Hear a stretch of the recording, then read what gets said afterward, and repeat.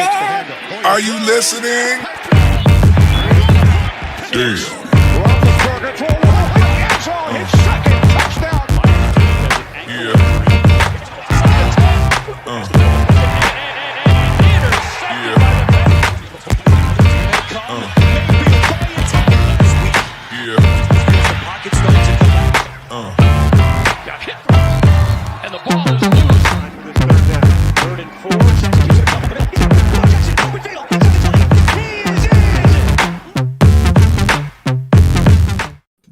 Welcome to another edition of the AFC North Talk here to review a jam-packed show. We're going to get started with the Ravens because you know what? We lost, okay?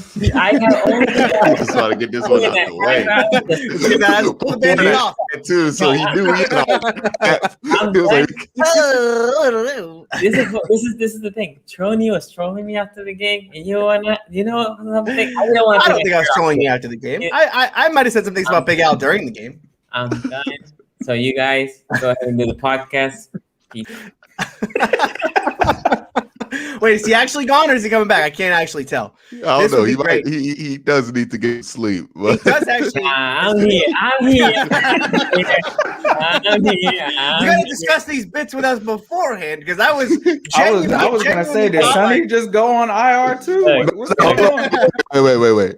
First off, you got to give Sonny the respect he deserves. That's a vet move right there, having us talk about the Raiders and the Ravens right before the ad, because he knows we can only go so long on the Raiders and the Ravens. Vet move. Time limit. Look, the reality is, I thought about doing this bit, and I was like, should I tell the guys? Nah. Let's react. Let me just let them react. Anyway, guys, I'll start it real quick here. Look, the Ravens, they played bad. I was sad. I had a tough, I would have said night because I haven't slept, but it was just, we got to play. I mean, there were some good moments. And as I was watching this game, I'm like, this is what all the Ravens fans have said. Oh, we need to change the play call, blah, blah, blah. It looks a lot how they started last year, right? They tried to force more of the pass. Lamar connected very well, but the O-line wasn't holding. And different from last year, the inside of the O-line was horrible. This time was the outside of the O-line. The inside was pretty decent, but the outside was nice, especially obviously Big Al. And by the way, Steelers fan, yes, I hear all the jokes with Al. I'm looking for the receipts. I kept looking to see if I can exchange him and return him. I can't find it. So Lamar had an okay game. The one fumble at the end of the game, I mean, he got pressure. It's a good play by Nassib. I was more upset with the other fumble. He's running. He did good on rushing the ball, but then he's trying to extend the play as he's changing the ball to the other direction. Fumble.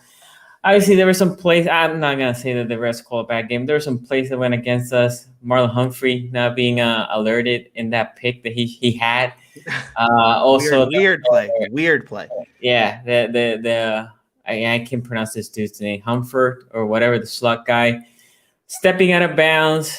They didn't see it. Nobody challenged. Well, you can't challenge. Did he actually step out though? I thought I saw on Twitter people saying he did not. They looked at the replay and he did not step out. Oh, you're talking about that Renfro play? He was absolutely out of bounds. I saw it from the game. Too. Yeah, he took like 3 steps. The 4th step was all in the white, and I was like, man, they're not gonna. I was like, the Raiders are bold for that one because they ran a motion before they snapped the ball. I was like, you can get that ball off.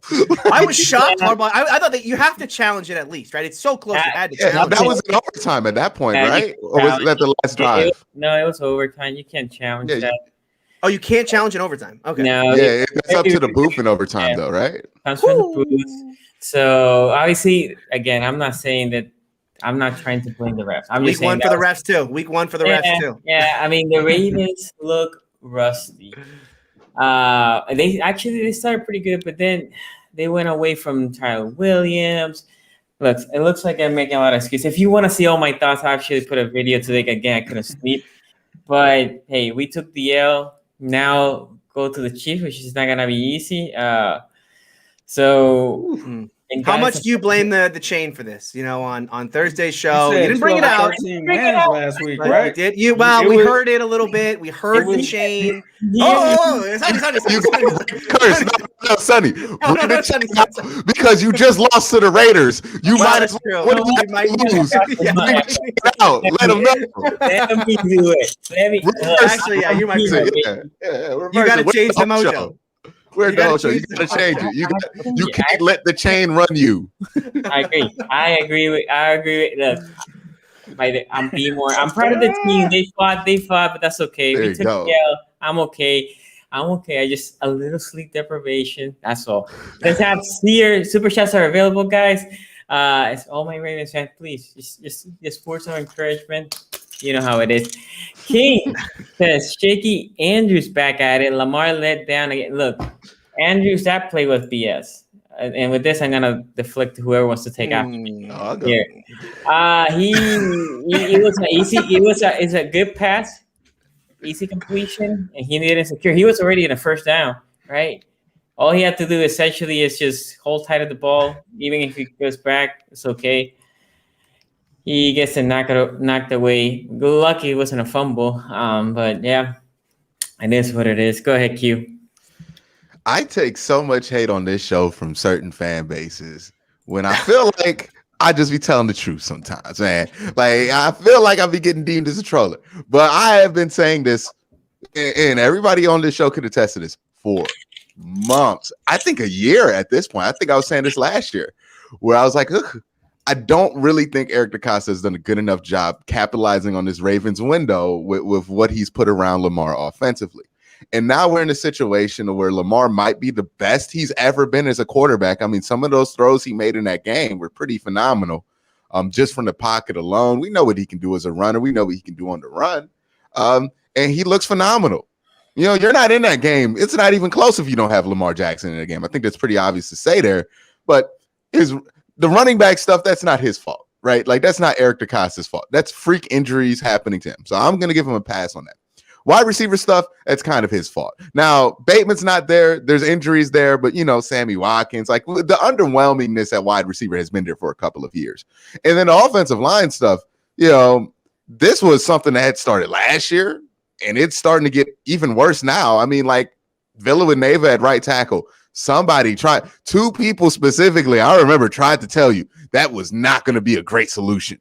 You know, moving him, somebody who struggled at left tackle a year ago, to right tackle in his like 17th year in the NFL. I've never seen that work out well. And it didn't look like it was working out well against Max Crosby, who, no disrespect to Max Crosby. I like the story they put out on him in the ESPN where like, oh, he came back from rehab. That's dope. But Max Crosby shouldn't be in your backfield like he's Khalil Mack. Okay. He's right up there with TJ Watt and Myles Garrett after week one. I'll tell you what. One of the best. Yeah. Well, just in the league. Right? The Trey Hendrickson Award, right? So what it's stuff like that, right? The offensive line. Tyree Phillips went down. Is he going to be okay? Because he got carted off. IR. Jeez. Another one. Out for the year. What, is he even good enough to where like the replacement isn't going to be that big of a difference though? Like, I will say this: he played left guard, which I never liked him as a guard, but he actually was playing good in that game. And the guard again, interior O line plays solid, but it could be that the Raiders' interior D line is not great, right? That we have to put that caveat out there. And in the case, let me say this: the receivers, in my opinion, play really good. The receivers actually play well. Tight ends, we had nothing from the tight end position yesterday. But yeah, the receivers, in my opinion, came to play. But I agree with DeCosta because I still, and my Ravens fans know, the ones that follow me, I still, even though I thought Owe had a good game, that Owe pick should have been Jenkins, and then you had your right tackle moving forward, and then you were done with that. To be fair to the people who are going to be like, oh, well, you know, because Jenkins I think he's on IR right now too. So he would have just been another name on the list because he had stomach surgery a few weeks back? It's a back injury. It's a back injury with Jenkins. Oh, back injury. Yeah. And his thing is strength. So that's not great.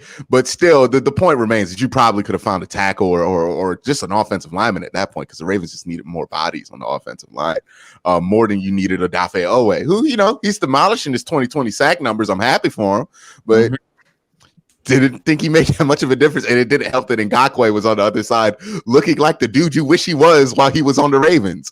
So, you know, a lot of things are coming home for the Ravens that I don't think a lot of Raven fans expected. And I think this is one of them, right? Where you're talking about Lamar Jackson. Hey, man, he's great right now, but he doesn't have the support that he needs to really get there or to get any further than he is. And he's not, the team has gotten worse, but Lamar's gotten a little better. And I don't think those two things have gone in the same, are going in the same trajectory, or not the same trajectory. Obviously, they're not going, but like the same angle or whatever. It was a very bad. I think one's going down faster than the other is going up. So, we'll see. They play the Chiefs next week. Is that in Kansas City or is that in M&T Bank? In Baltimore. No, it's home opener for Baltimore. Okay, you might win that one. You might be able to get them. I don't think the Chiefs are. We don't have to week 2, but obviously if we win, we can bring her around. Yeah. Boy. I don't know. Last week it was 12 wins. I don't know. If you go down 2 games in the division to Cincinnati, who knows, man? We might not catch them, right? But Pittsburgh, we'll see. Who Pittsburgh play next week? Raiders. Okay. I told, by the way, Sonny, I believe I said on your show like 2 months ago that the Raiders would be feeling good after a big win on Monday night. Yeah. And here we are. I said that. I said what I said on Twitter. I thought my Steelers were going to lose, but I'm happy we won. I was surprised that Bengals won. And then we have another super chat for King said Lamar will again have to carry us to the playoff. I mean, the real question is I know Lamar's gonna have to carry y'all, but does he have enough to get? Does he you still need support? The heavy load he's carrying. It's a heavy load he's going to have to carry. Let's be honest here, right? We have been critical of the Cincinnati Bengals and their lack of doing anything on offensive line. They held up, for the most part against Minnesota. And I think Minnesota's probably more of a test than the Raiders were coming into this game. I don't know about that. I don't know. We were both pretty down on both pass rushes. I remember saying that last week. But Minnesota We'll talk. We'll see. I'm just saying, I don't know if we're saying the same thing about the Raiders next week when they play the Steelers, and that's not a great offense. Well, no, probably not. Yeah. So, because we saw what Ngakoue was last year. It's not like he turned into a different person a year later. It's just the offensive line play wasn't great. It was awful. As said by the super chat says it perfect, right? Which is Lamar was under pressure almost every time he dropped back to throw. Which is pretty ridiculous, right? Crazy. It's crazy. Yeah, so the offensive line, if that doesn't get they need to at least get it to 20%, which is still terrible, but it's livable at 30 or 20%. And it's if they don't get it to there, I don't care how good Lamar is. I don't think you get to the playoffs in the AFC, especially where there are teams every team has a quarterback almost in the AFC. So it is 11 wins and you're in for the AFC. 11 wins is hard to get by when your offensive line can't block. And that's really the thing with the Ravens this year is, look, I know that Ravens fans, as all these injuries continue to pile up over the last month or so, there was still that kind of optimism. And I understand the kind of blind optimism that we as fans get, especially at the beginning parts of the season, right? So all we want to believe is that our team, everything's going to be fine. Our team is going to be good. And everyone's hopeful at the beginning of the year. And what the Ravens have gone through over the last month is just, that you can't put a word on how, this is horrific what's happening with these injuries over the last month. They lost, look, this is a team that lost its entire backfield. Justice Hill, J.K. Dobbins, Gus Edwards, all gone for the year. Their first round draft pick, wide receiver, okay? The guy who they were coming in to be their guy at wide receiver, he's gone for at least the first month or two. And then they lost their starting corner in Marcus Peters, in addition to already losing L.J. Ford. Jimmy Smith. Yeah. Jimmy Smith, exactly. And these all happened, by the way. All these injuries happened before they even played a down in the regular season. And then last night, they may have lost their starting guard for this season as well. I understand. I understand. The Ravens fans have been in some sort of denial throughout this, but I do want to talk about Big Al for a second, because it is one of the silliest things that we heard this offseason is this idea that Big Al was going to come in, and transform this be okay on the right side of that Ravens offensive line. Look, you see Ace smirking right there because me and Ace both knew exactly what Big Al was going to be. Look, neither me nor I have to give that to Quincy. I actually, no. Ace was out here propagating this Big Al. I wasn't saying he was going to be amazing, but I thought that it was a decent replacement plan, but clearly was not. But Ace, you and I both saw that Monday night game last year where Big Al was absolute trash against Carl Lawson. That was the one game last year. That was the one game last year where Big Al was actually asked to pass block at all, because that was the one game the Steelers tried to change it up offensively and go with more 5 and 7 step drops, and he was absolute outright terrible. You know, PFF last year gave Villanueva a 76 pass blocking grade. Ridiculous. I got a real question. Does this show how little they thought of Orlando Brown Jr. that they could just bring in Villanueva and just throw him in there? You know what I mean? No, I think what happened was I think they legitimately convinced themselves with chips. No, I think they legitimately convinced themselves that Villanueva could still play, which is ridiculous, because let's remember what the Steelers said about Villanueva, okay?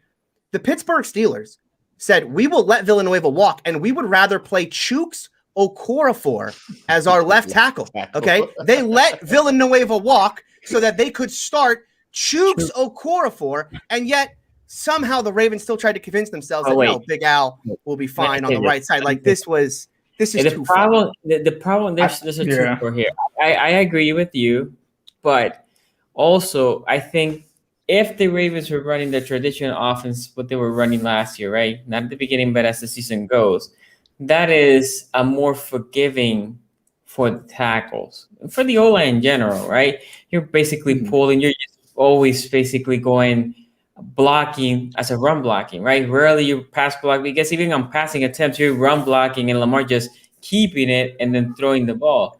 So their hope is, well, on this more running heavy passing scheme, he should be fine instead of the passing scheme. The problem is that's not how they played yesterday, right? They played drop back. I think I think the problem here is that they don't have a lot of faith, right? Look, Tyson Williams looked good at times last night, as did Latavius Murray. I think both those guys can be fine, but Tyson Williams, I believe, is an undrafted rookie this year, and Latavius Murray was signed on Friday.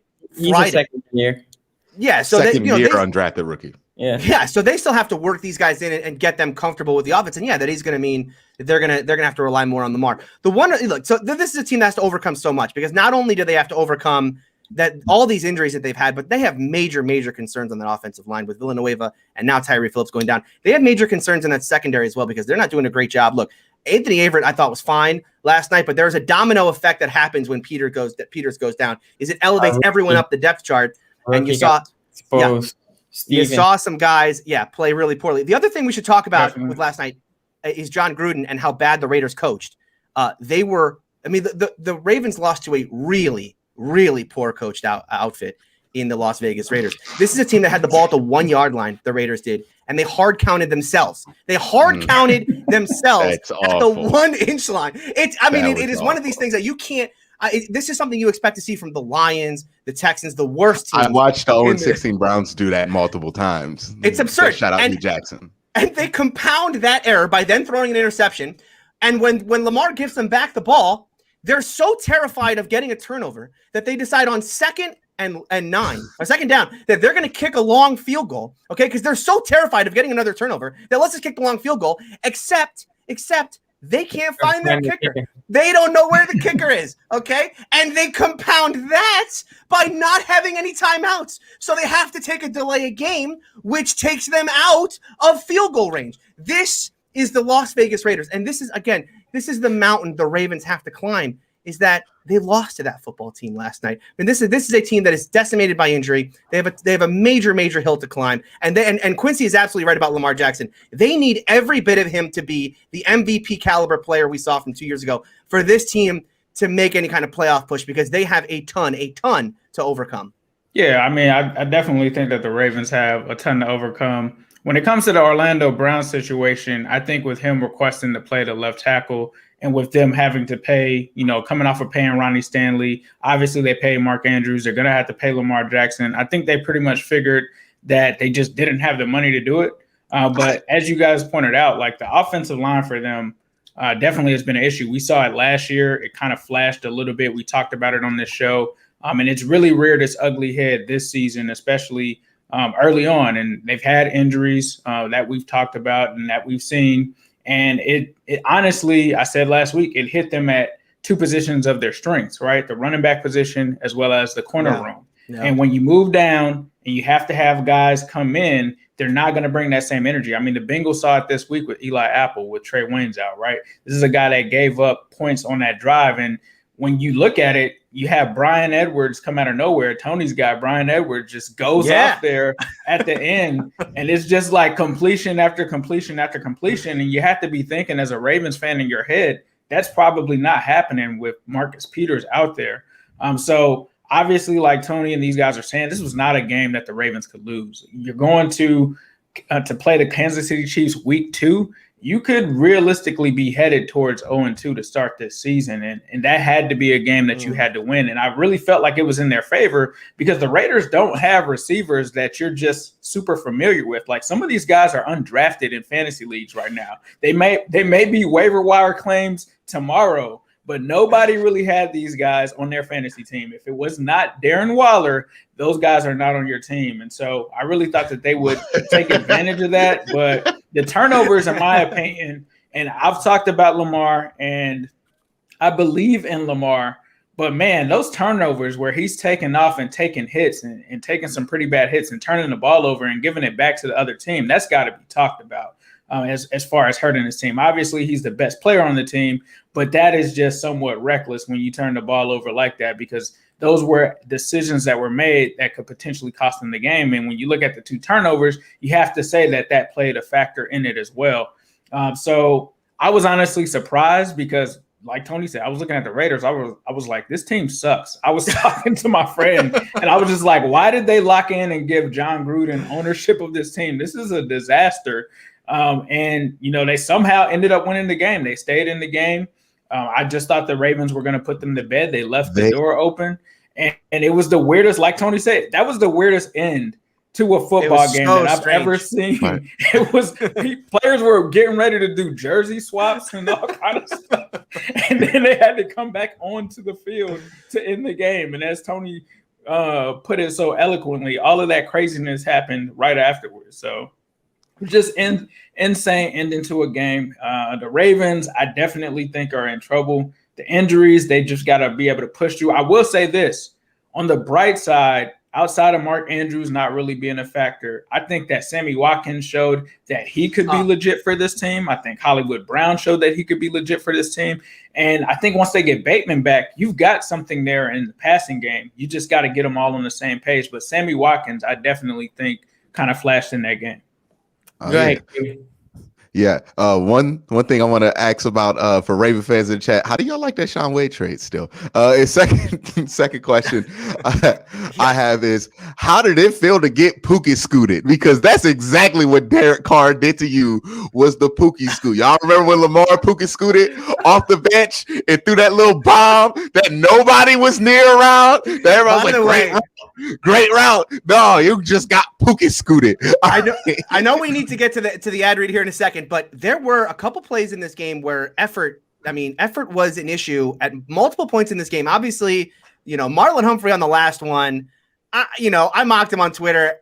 I do blame him because you got to finish it out. I mean, you're Marlon Humphrey. Finish the play out. I know that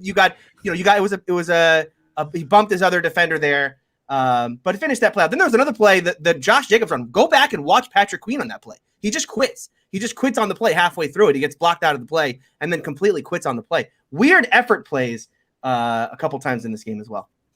Okay, let me go to some super chats we have here real quick. Colton says Ravens have an easier schedule, though. Can we beat KC? We'll talk about that on Thursday. Not next week, Thursday. Sorry. AFC North. Cleveland first, Pittsburgh second, there's Cincinnati, Baltimore fourth. Ouch. Wow. That's something. And Meat Whip. Greetings from Germany. Love you all. Appreciate the super chat. Thank you for it. And Tony, talk about our sponsor. Okay. Do you like playing with balls? No, I'm not talking about footballs. I mean your balls. Our friends at Manscaped, the global leaders in below the waist grooming, want to shave your pubes with the Tom Brady of ball trimmers, the brand new Lawnmower 4.0, only the GOAT technology for the greatest balls of all time.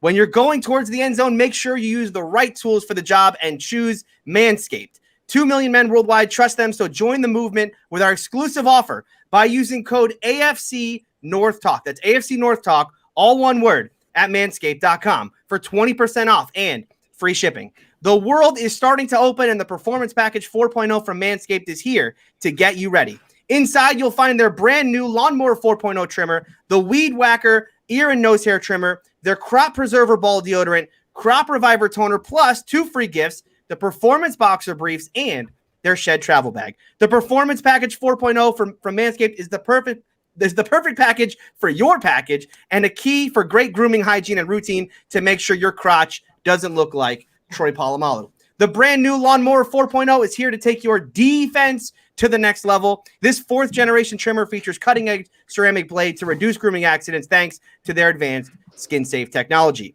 The package also comes with the Weed Whacker to chop your worst weeds up top in both your nose and ear. The Weed Whacker is also waterproof and uses a 9,000 RPM motor-powered 360-degree rotary dual-blade system. After trimming your pubes, show them some love with Manscaped's liquid formulations. The Crop Preserver ball deodorant and Crop Reviver ball toner are the key to feeling victorious and taking home the Super Bowl this year. Get 20% off and free shipping with the code AFC North Talk. AFC North Talk, all one word, at manscaped.com. Manscaped also threw in 2 free gifts to their Performance Package 4.0. You get the boxers and that Shed travel bag, but you got to go to manscaped.com and use that code AFC North Talk. Hey guys. Go ahead. By the way, somebody in the chat asked if we were only going to talk about the Ravens. I mean, like, Derek Carr was terrible. Derek Carr is very mid. I think that's the greatest description for Derek Carr. Very mid quarterback. You know what it reminded me of watching? It's like seeing somebody with a Lamborghini in LA traffic, where it's like, oh yeah, you could do all this great stuff. Derek Carr has a great arm. He does. He runs a 4.6 40. That is the truth. He runs a 4.6 40. He refuses to use any of these skills, and he plays like a check down quarterback. It is one of the most confusing things to watch Derek Carr play. And it makes it frustrating when he rips off like a big bomb on you to win the game, or it's at the end of the game, because you're like, oh, Derek Carr can do that. But he literally refuses to most of the time. Shout out, he had 20 targets or something like that to Darren Waller? 19 targets. I don't even think he knew that there were other receivers on his team until the second half. Yeah. You know, like, I don't think he knew Ryan Edwards was on his team, Henry Ruggs. I mean, they got into halftime and he got introduced. Hey, I'm Hunter Renfrow. You can throw me the ball too. Yeah. Hunter Renfrow was like, what route you want me to run? Away from Waller. That's what I want you to run. Yeah, exactly. Don't bring your guy in his area, please. All I know is Darren Waller is running this post in the middle of the field. You go that way. Okay. Yeah. Taken out. Okay, so we also have 3 other games. I want to deflect from the Ravens, and let's take that out. Before I say, we have over 455 people watching. Thanks for that. Please make sure you like. Also, if you're watching the replay, comment thoughts of all 4 games. Last thing, Survivor. Thanks to Manscaped. They're sponsoring the Survivor pool. I think about 30 people lost first week, but we had over 100 people right now. I want to give a massive shout out. I believe a dozen. I tried to count it up. It was either half a dozen to a dozen of you picked the Raiders to beat the Ravens last night. That is a ballsy pick. My goodness, I couldn't do it. By the way, I saw some of you pick the Bills. You're welcome.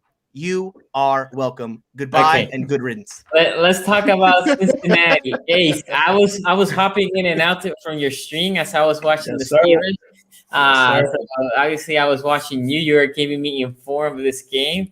And to be fair, I haven't been able to just dive in. So I'm going to deflect to everything you were saying in that stream. If you don't know, Ace streams live during the game, so check them out. They're very entertaining. So Ace, what was your thoughts about this big W for you guys? I mean, it was a statement game. I think coming into this game, like I said originally last week, I first thought that it was going to be an L. But then as I talked to some guys that were familiar with the Vikings, I kind of heard some things and I was like, well, those kind of sound like weaknesses that potentially the Bengals could take advantage of. And I think that that's what happened in this game. The thing that shocked me the most, I think, was the way that this coaching staff prepared, right? Zach Taylor coming off of not the best history. This is a make or break season for him. I think the game plan that he had coming into this was extremely impressive. I think that he outcoached Mike Zimmer. I think Lou Anarumo outcoached Mike Zimmer and that staff over there. But the thing that stood out the most was how great the defense played. That was honestly the most shocking thing. Obviously, they went out and grabbed all of these pieces, Larry Ogunjobi, Trey Hendrickson.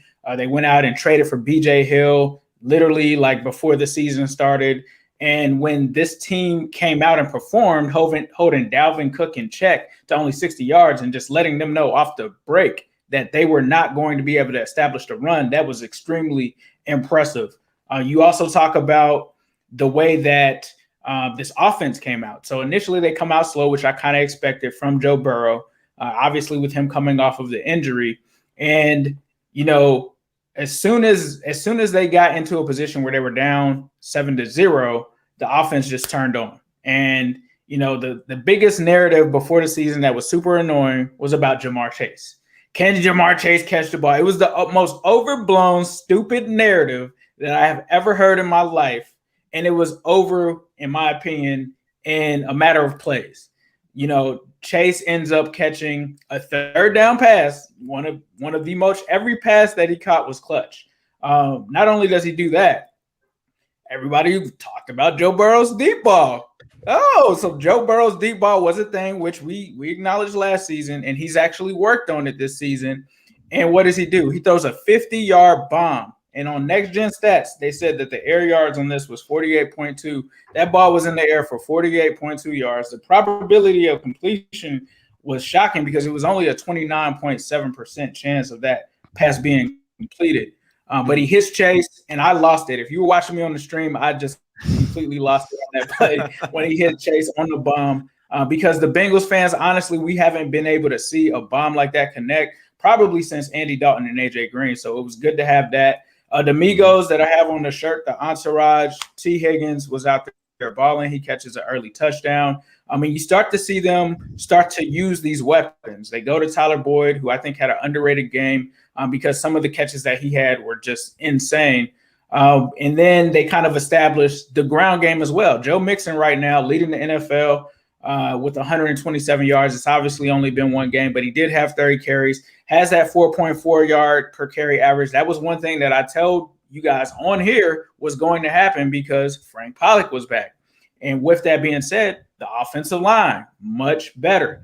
You're probably going to look at the box score and see, you know, the Bengals gave up 5 sacks.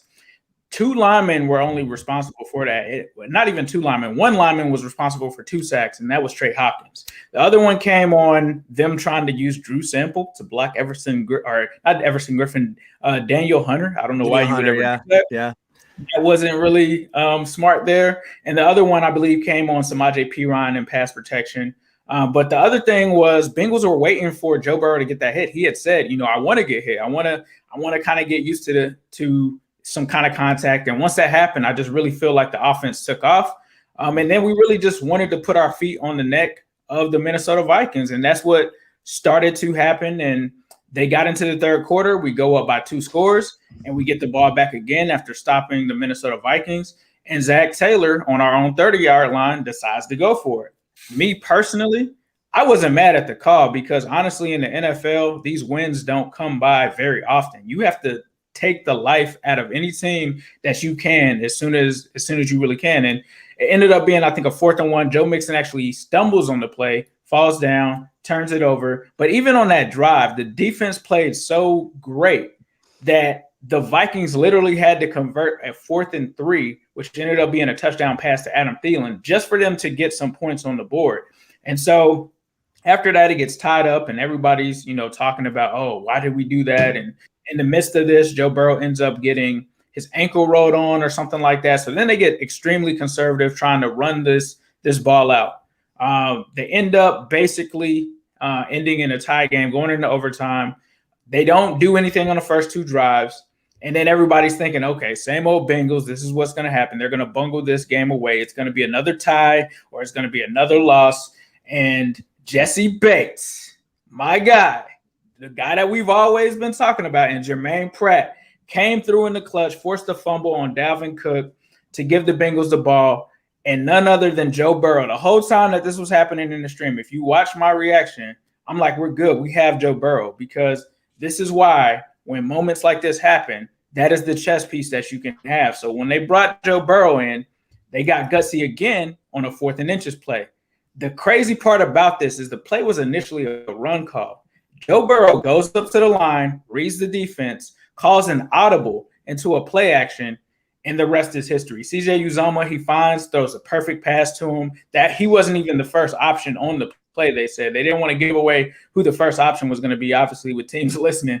But CJ Uzomah was not the first option. Hit CJ Uzomah. And then you get the other thing, why you've heard Bengals fans this whole offseason talk about Evan McPherson, because ironically, the Bengals set up in that same area, same distance last year with Randy Bullock, and he pulled a hammy or whatever he had, pulled a calf, whatever he faked. He couldn't even remember which one it was. He faked it. He faked it, and he missed it, and he shanked it, and we lost that game.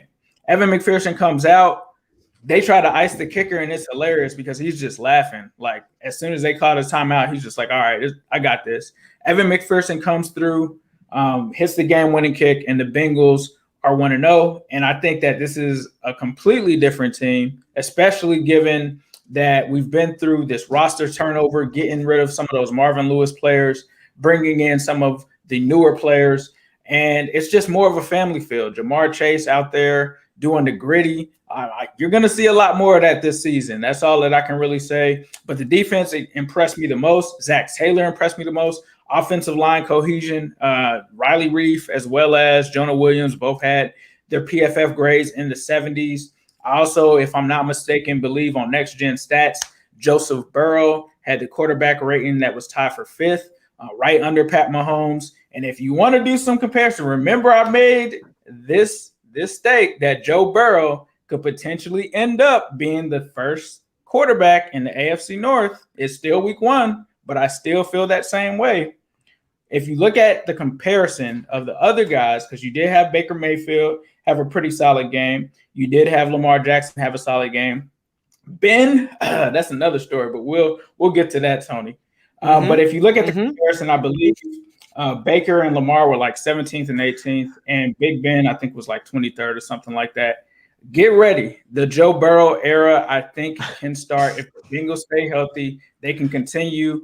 And you'll have to see Thursday where I'm going with this, but this is a different team. This is not the same Cincinnati Bengals. It's a new day. It's a new era. So Bengals fans, strap in, and we're going to have to let the wins do the talking. That's just where I'm at with it right now.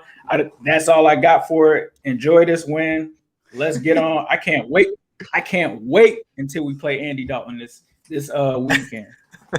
Oh, is that who y'all got next? The Bears? Yeah, Andy Dalton revenge game. Look out! Wait. Is that game? That game's not in Cincinnati though, right? It's in Chicago. Okay, so Andy Dalton might actually play well because it's not the return game for him. It's not a prime time. It's not a prime time game. If it were a big game, I'd be like, well, Bengals by 20 because we know what Andy Dalton is in any game that means anything to Andy Dalton. You are on mute, Sonny. Yeah. Before I throw it to you, Q, sorry, let me go to get some super chats here. Nandan from Canada. You see, this is me. The entire Bengals are the sleeper team in the division. And then Zach says, "Go Browns, Q. You are the GOAT. Don't let anyone tell you different." Look at that. Love for Q. Love for Q. Q. Go ahead, man. Thank you. So the Bengals. I didn't think they would win this game, so I have to give them their credit, right? I thought that the Vikings were still a better team than come in on the road and beat them. I thought they had better players, better things, but the Bengals showed something that I did not think the offensive line would hold up as well as it did. It did, and when the offensive line holds up, Joe Burrow is going to look pretty good. Jamar Chase, hey, congratulations to him. This is how you end goofy narratives in the NFL, right? You just put up numbers, right? You don't talk about the size of the football. You just put up numbers, and nobody's ever going to ask him how big the football is in the NFL or if the stripe is on him off. He found the laces.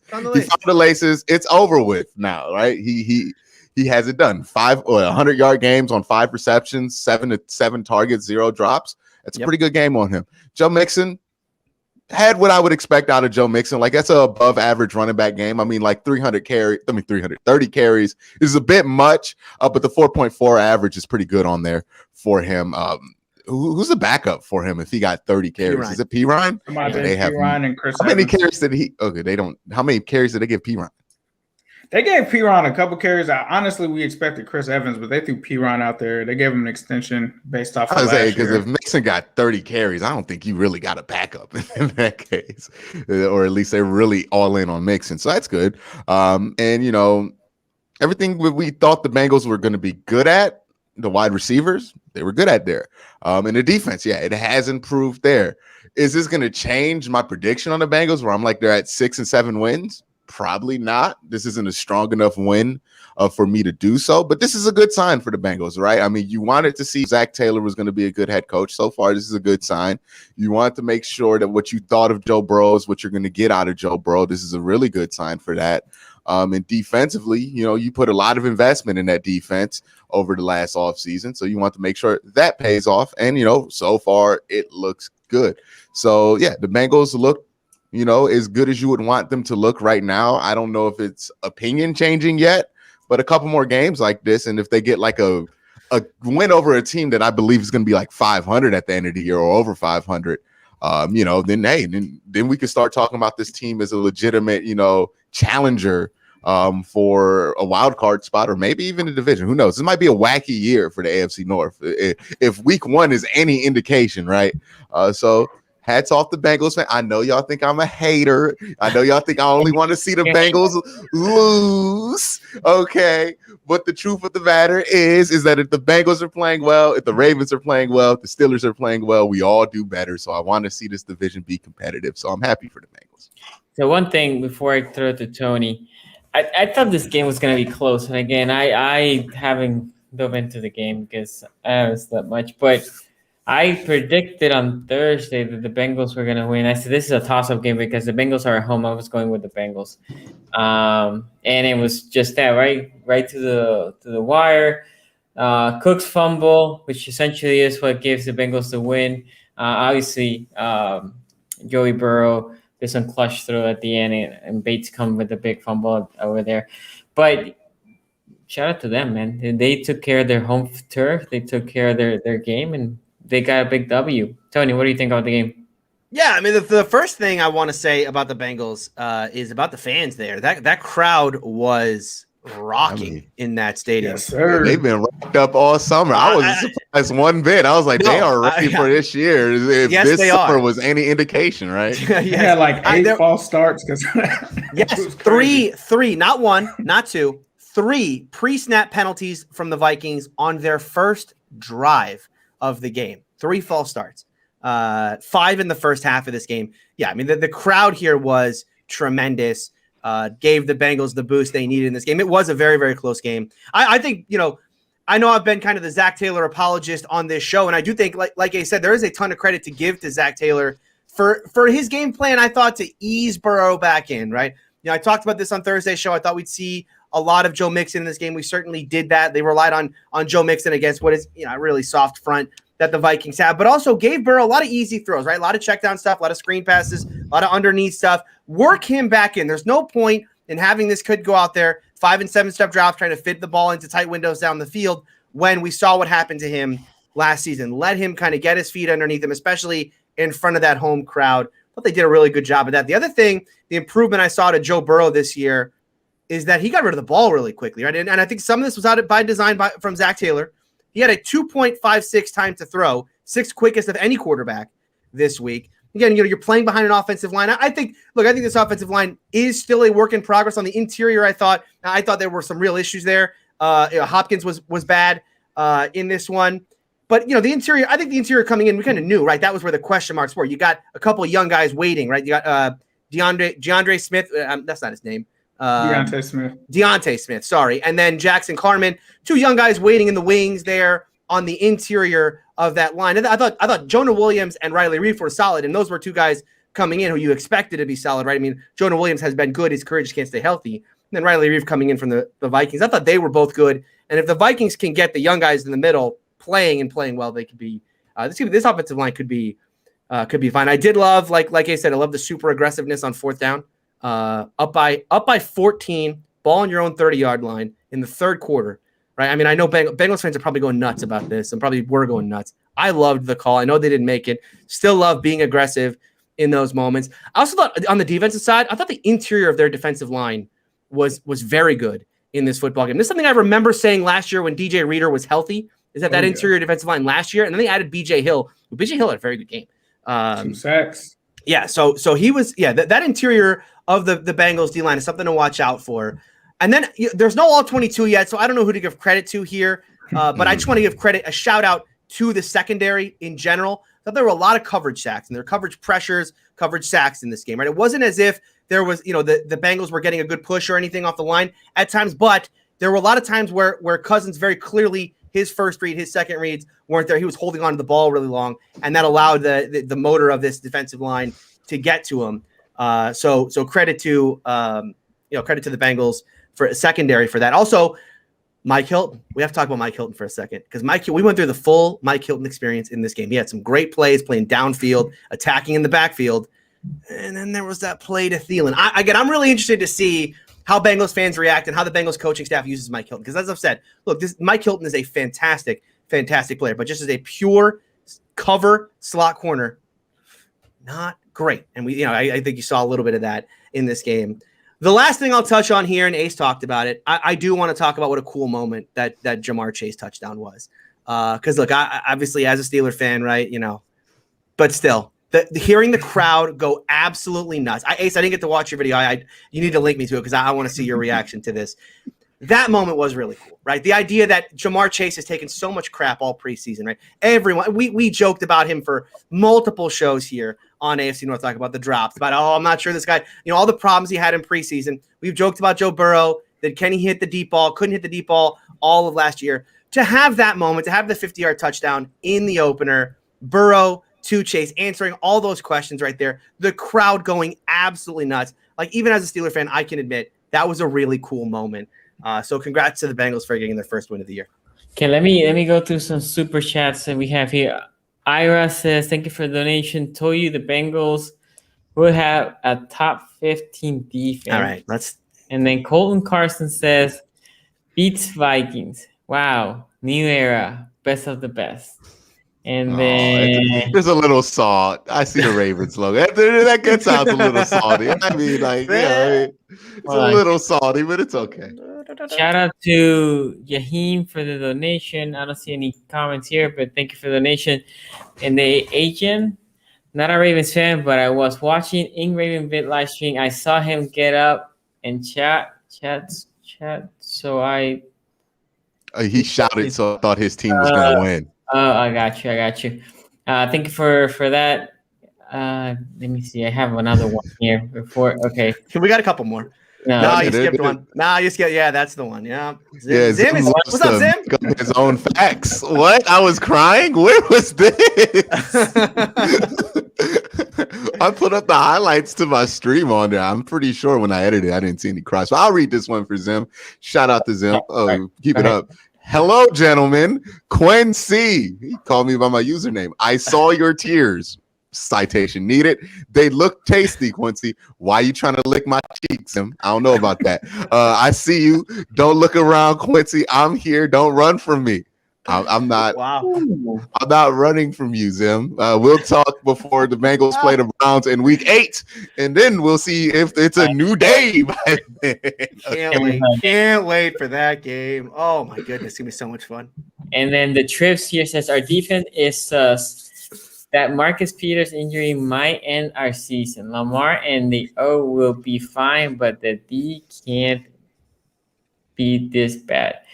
We'll see. It's one game. We'll see. Obviously, it doesn't help that we're going against Patrick Mahomes next week.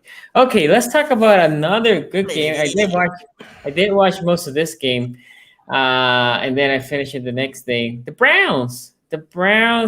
Wait, no. We got to finish with the Browns. You can't do the Browns now. You got to do the Browns last. The Browns are the game of the week. The Steelers were the ones that pulled that victory, and we all pick against the Steelers. So I'm gonna lead the Steelers. All right. I want to talk Browns because Browns here. I thought the game was gonna be a W for the Browns. For you, as I was watching that game, I was like, wait, before the game or like during the game? No, during the game. I'm pretty sure everybody picked the Chiefs except for me. Yeah, I had the Browns. I had the Browns. During the game. Okay. Okay. During the game, I had I thought like, man, the Chiefs can stop the Browns. I mean, you guys were moving the ball, running the ball well, throwing the ball well. Chi had no answer, and your defense was holding up pretty good. I mean, there's no. I know at the end they allow a lot of points, but it's the Chiefs, so I mean that's to be expected. So, what do you thought about this game, Q? Oh my goodness! Can you tell Cleveland Browns fans that we played the Kansas City Chiefs and that you give the Chiefs 2 turnovers on their side of the field and you only let up 30 points? I think the defense was actually played quite well. I think they did everything they needed to do given the mistakes that were made here. Look, there's 2 ways to look at this game, right? Obviously, if you're not a Browns fan or you just want to troll me, there's the thing, oh, the Browns choked. And that's valid, right? The Browns did choke that game away.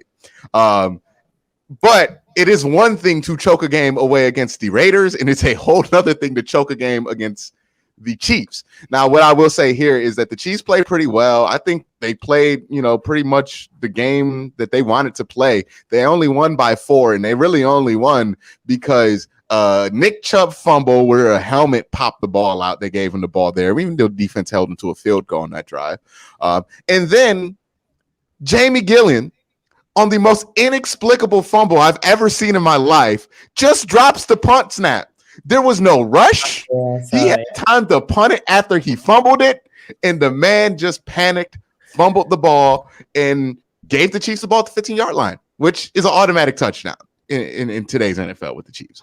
So you make those 2 mistakes, you don't win the football game. And even then, you still had a chance to win it. Baker goes on a drive there, gets to the 50, it gets tripped up trying to throw the ball out of bounds. I'm still trying to figure out what that was. I don't know if he was trying to make a play and keep the ball in bounds or if he was trying to get it, because Baker's arm is way too strong for that to have stopped the ball from going out of bounds, I think, if he really wanted it to go out of bounds. I think he was trying to make a play, and I think he learned a lesson there that sometimes you just got to whip it out there. And Baker has learned from those lessons there. But let's talk about Baker Mayfield, because I heard a lot of criticism coming from Baker Mayfield from some people. Baker Mayfield played phenomenal. Honestly, my takeaway from this game was that if that's what Baker's going to be like this year, you need to lean on him more than you need to lean on the run game, because the offense just moves better when Baker's throwing the ball more. He only had 28 attempts. I think that's low for him.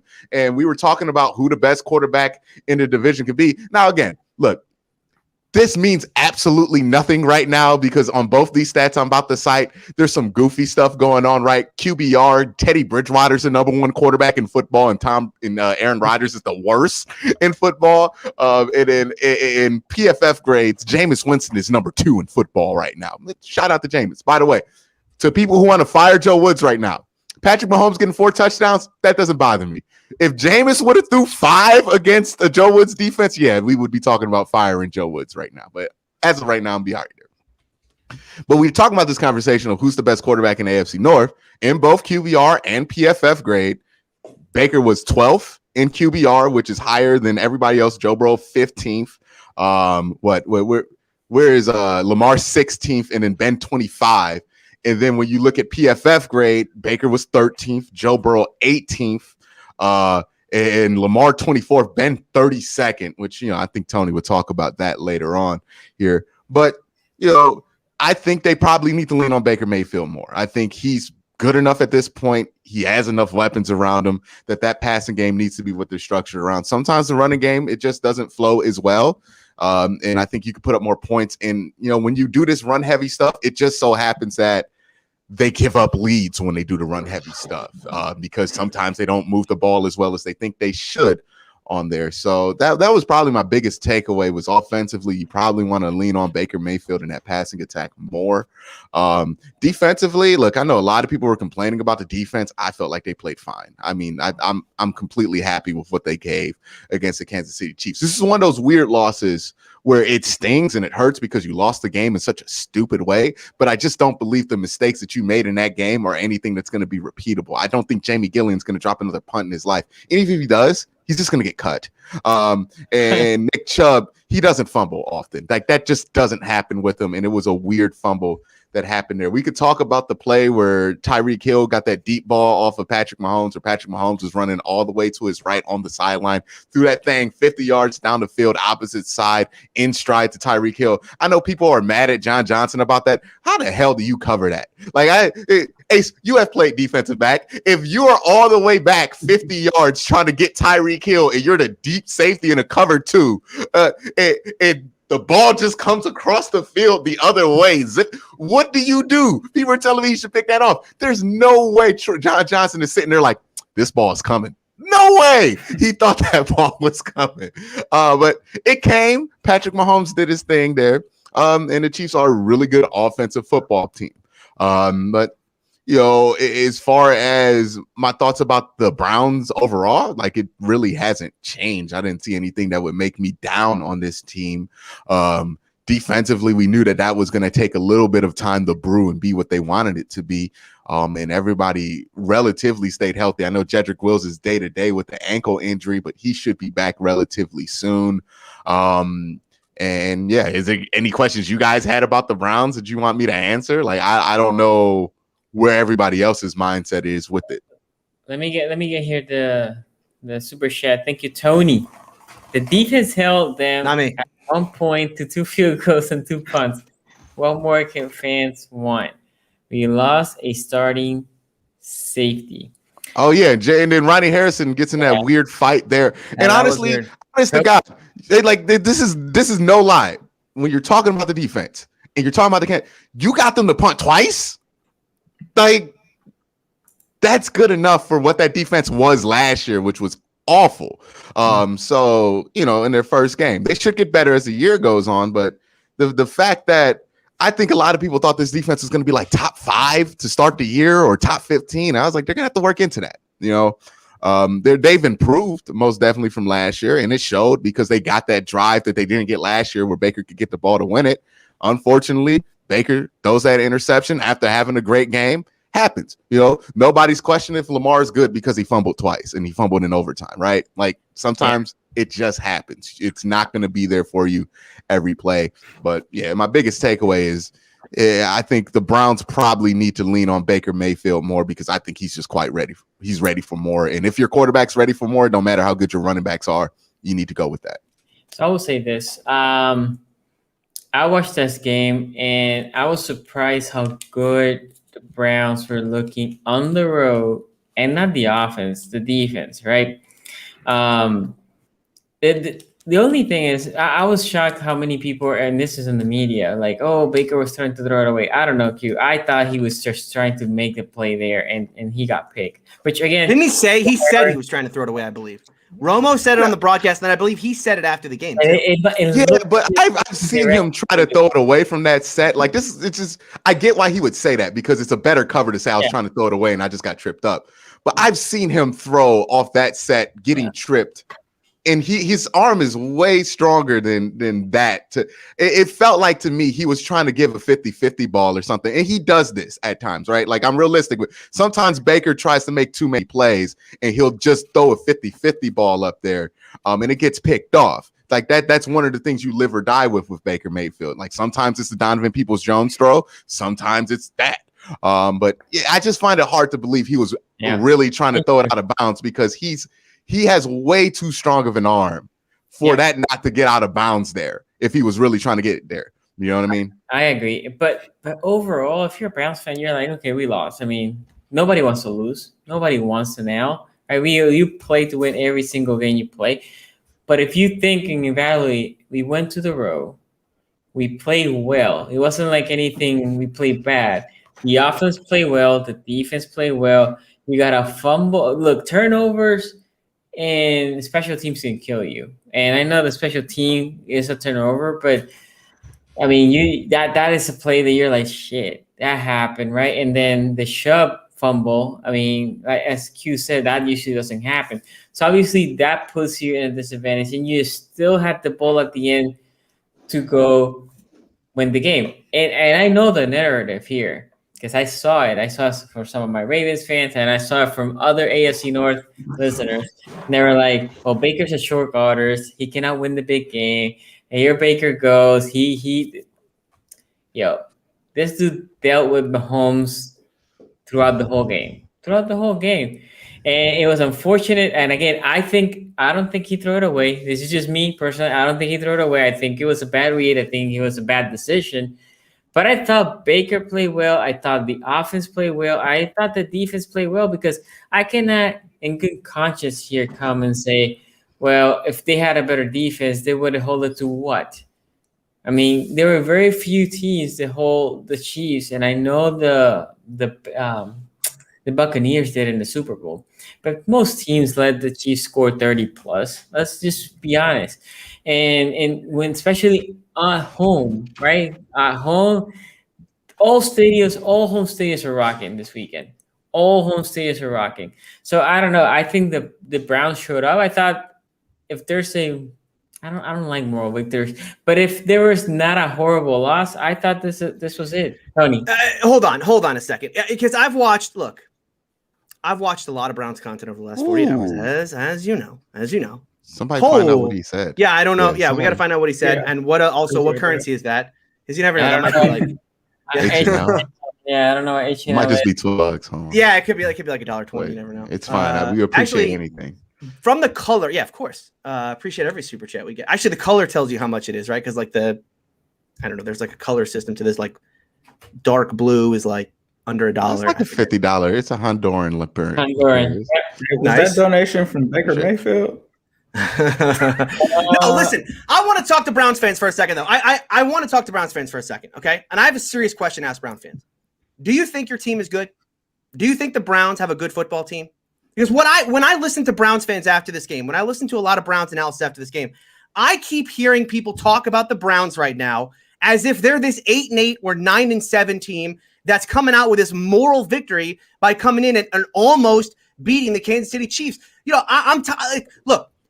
This is a year for the Browns, as we've heard from Browns fans and Browns analysts all year, that this is a team that has passed the Steelers by. This is about winning the division and potentially even winning the AFC. But we come out of this game now, we're like, wow, I'm really impressed with the way Baker played, really impressed with the way this guy played, really impressed with the way that guy played, and we're just gonna ignore the fact that the Browns blew this game in the fourth quarter and blew their chance at home field advantage. That's what happened on Sunday. If the Browns want to be treated like a Super Bowl contender, then let's talk about them like a Super Bowl contender. But when you have a chance to go to Kansas City and take a 12-point halftime lead and then a 9-point fourth quarter lead, and you have this high-powered offense that was as efficient as any I had seen thus far, I turned to my wife at halftime and I said, this Browns team is very, very good. And just making them punt at this time is a massive, massive victory for a defense. But that same offense in the fourth quarter of this game, after taking a 9-point lead, 3 and out, interception. I'm sorry, I'm not going to get on here and say, yay, rah, Cleveland Browns moral victory. No, that's a devastating loss. That's a choke job by the Cleveland Browns for a team that has much higher aspirations than Browns fans want to admit today. If Browns contender, you blew your chance at home field advantage. That's what happened. That's what happened on Sunday. This team now has to play 2 games better than the Kansas City Chiefs if they want to have home field advantage now in January. In all likelihood, if these 2 teams meet again, you're going back to Arrowhead. You're going back to Kansas City. Okay, you know, and then this other thing that keeps getting said of like, well, they had, you know, all these things that had to go right for Kansas City to beat us. I like our chances in the rematch. The rematch, if there's going to be one, is 19 weeks from now. A full season is going to be played between Sunday and the rematch. These 2 teams are not going to look anything like the teams that we saw on Sunday. No, this is a really bad loss for Cleveland because they are a very, very good football team. Don't get me wrong. The Cleveland Browns are a very, very good football team. But for a team with the aspirations that they have, don't give me the moral victory thing. They had to win this game, and the fourth quarter was an out-and-out disaster. Hey, let me. I think there's room though to one not give it, because I don't think I'm saying like, oh, it's a moral victory. Oh, clap it up for the Browns, like they did well.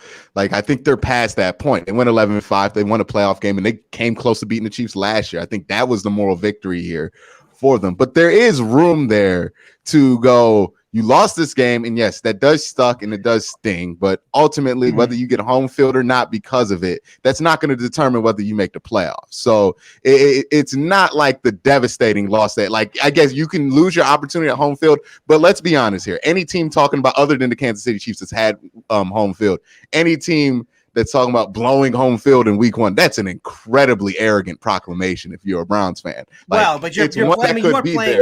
Wow, I don't know. You're playing your biggest rival right now, right? I mean, the Browns' biggest rival right now for that home field advantage. The Browns' biggest rival is still right now the Baltimore Ravens because they just haven't beaten. We got to win the division first. Right. I get you haven't beat the Ravens, but I think we all know that the Browns are a better football team right now. You guys are saying that you're going to win 13 games. You're talking that's Chiefs territory. That's you guys have to like Tony is saying that is a valid case. Like. Yeah, I'm saying if the Browns won that game and I came on here talking about the Browns secured home field, you guys would be out here looking at me sideways because that would be no, we wouldn't. No. You would have had a stranglehold. No, the opposite would have been true. The Chiefs would have had to been 2 games better than the Browns from this point. I mean, they would have taken a stranglehold. Okay, I believe that, but you looked at me sideways for saying the Browns going to win 12 games this year. There's no way if the Browns win this game, you would be like, oh yeah, they got a stranglehold on the 1 seed. If that's what the Browns fans are thinking, that's why I said that.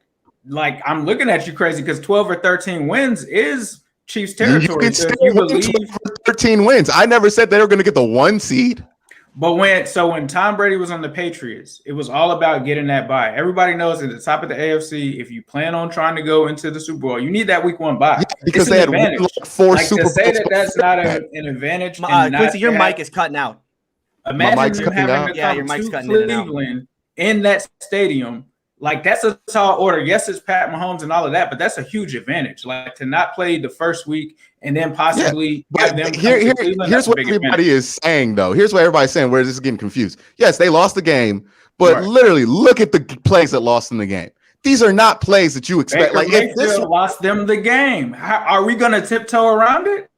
Are you going to act around it? That is exactly what I said. When it came to the Chiefs, I said, these are the situations that your quarterback is going to be in when you're going against Pat Mahomes. And Cleveland did an amazing job, right?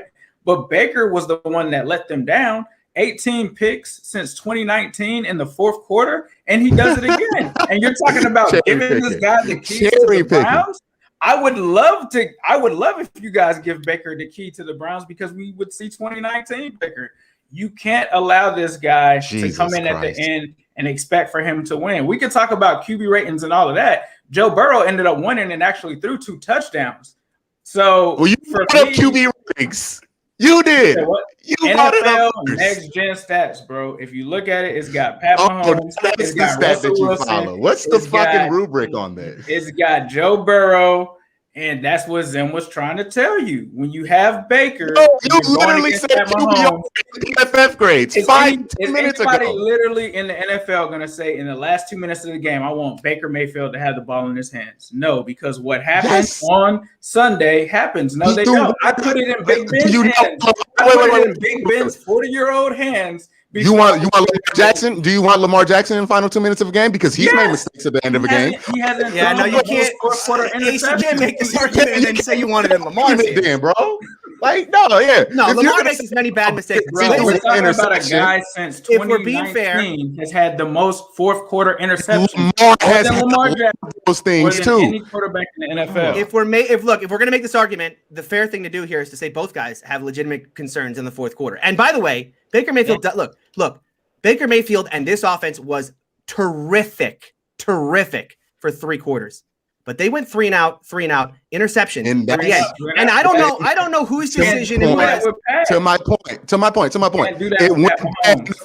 Listen to me. This is why I'm saying they have to go with Baker Mayfield more. Because they went up early because of Baker Mayfield, how efficient he was running that offense. And then they went away from him to go to the run game. And Chris Jones in the middle, when they finally put him back in the middle after the Chubb fumble, because Chubb fumbled in the 3rd quarter, they put Chris Jones in the middle because the Browns were able to run the ball when he was on the edge, because Chris Jones was killing us on the edge. He was killing us all game, quite frankly. And then when they went to the middle, they started running the ball, and it just stuttered. The offense stutters. This happens with the Browns when they just lean on the run game. It doesn't matter if Chubb fumbled. You still were in position. This is win not the game right now. Listen to what I'm saying. They went away from Baker. They probably could have put up more points if they would have stuck with Baker, which is why I'm saying you're probably not in that position offensively where you're going 3 and outs in a row if you just lean on him more and you just go with him. He only had 28 attempts. You probably shouldn't have only 28 attempts with Baker Mayfield where he's at right now because he was phenomenal all game. He threw the 1 interception. He made a mistake. He's also had game-winning touchdown drives. He's also had fourth quarter comebacks. You can't bring up one stat and then ignore. Yeah, he had 0 passing touchdowns. That's phenomenal. 0 passing touchdowns and interceptions. Because you talk to me all year.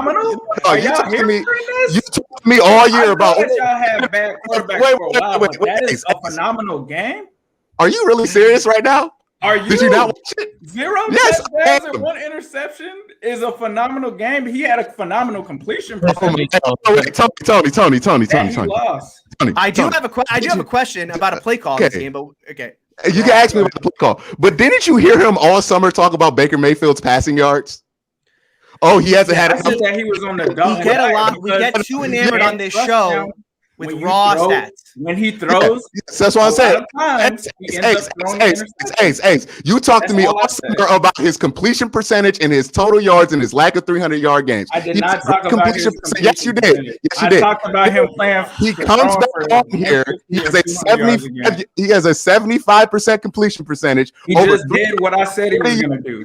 And then now you're talking about did what I said that he was going to do, which you refused to acknowledge all summer. So no, can we talk? All I acknowledge is that Baker Mayfield throws interceptions. I've acknowledged that. He's like Brett Carr. He's a gunslinger. He threw 8 last year. Okay. 26 and 8. You ignore everything he did last year. He throws 1 interception. Now 21 interceptions before.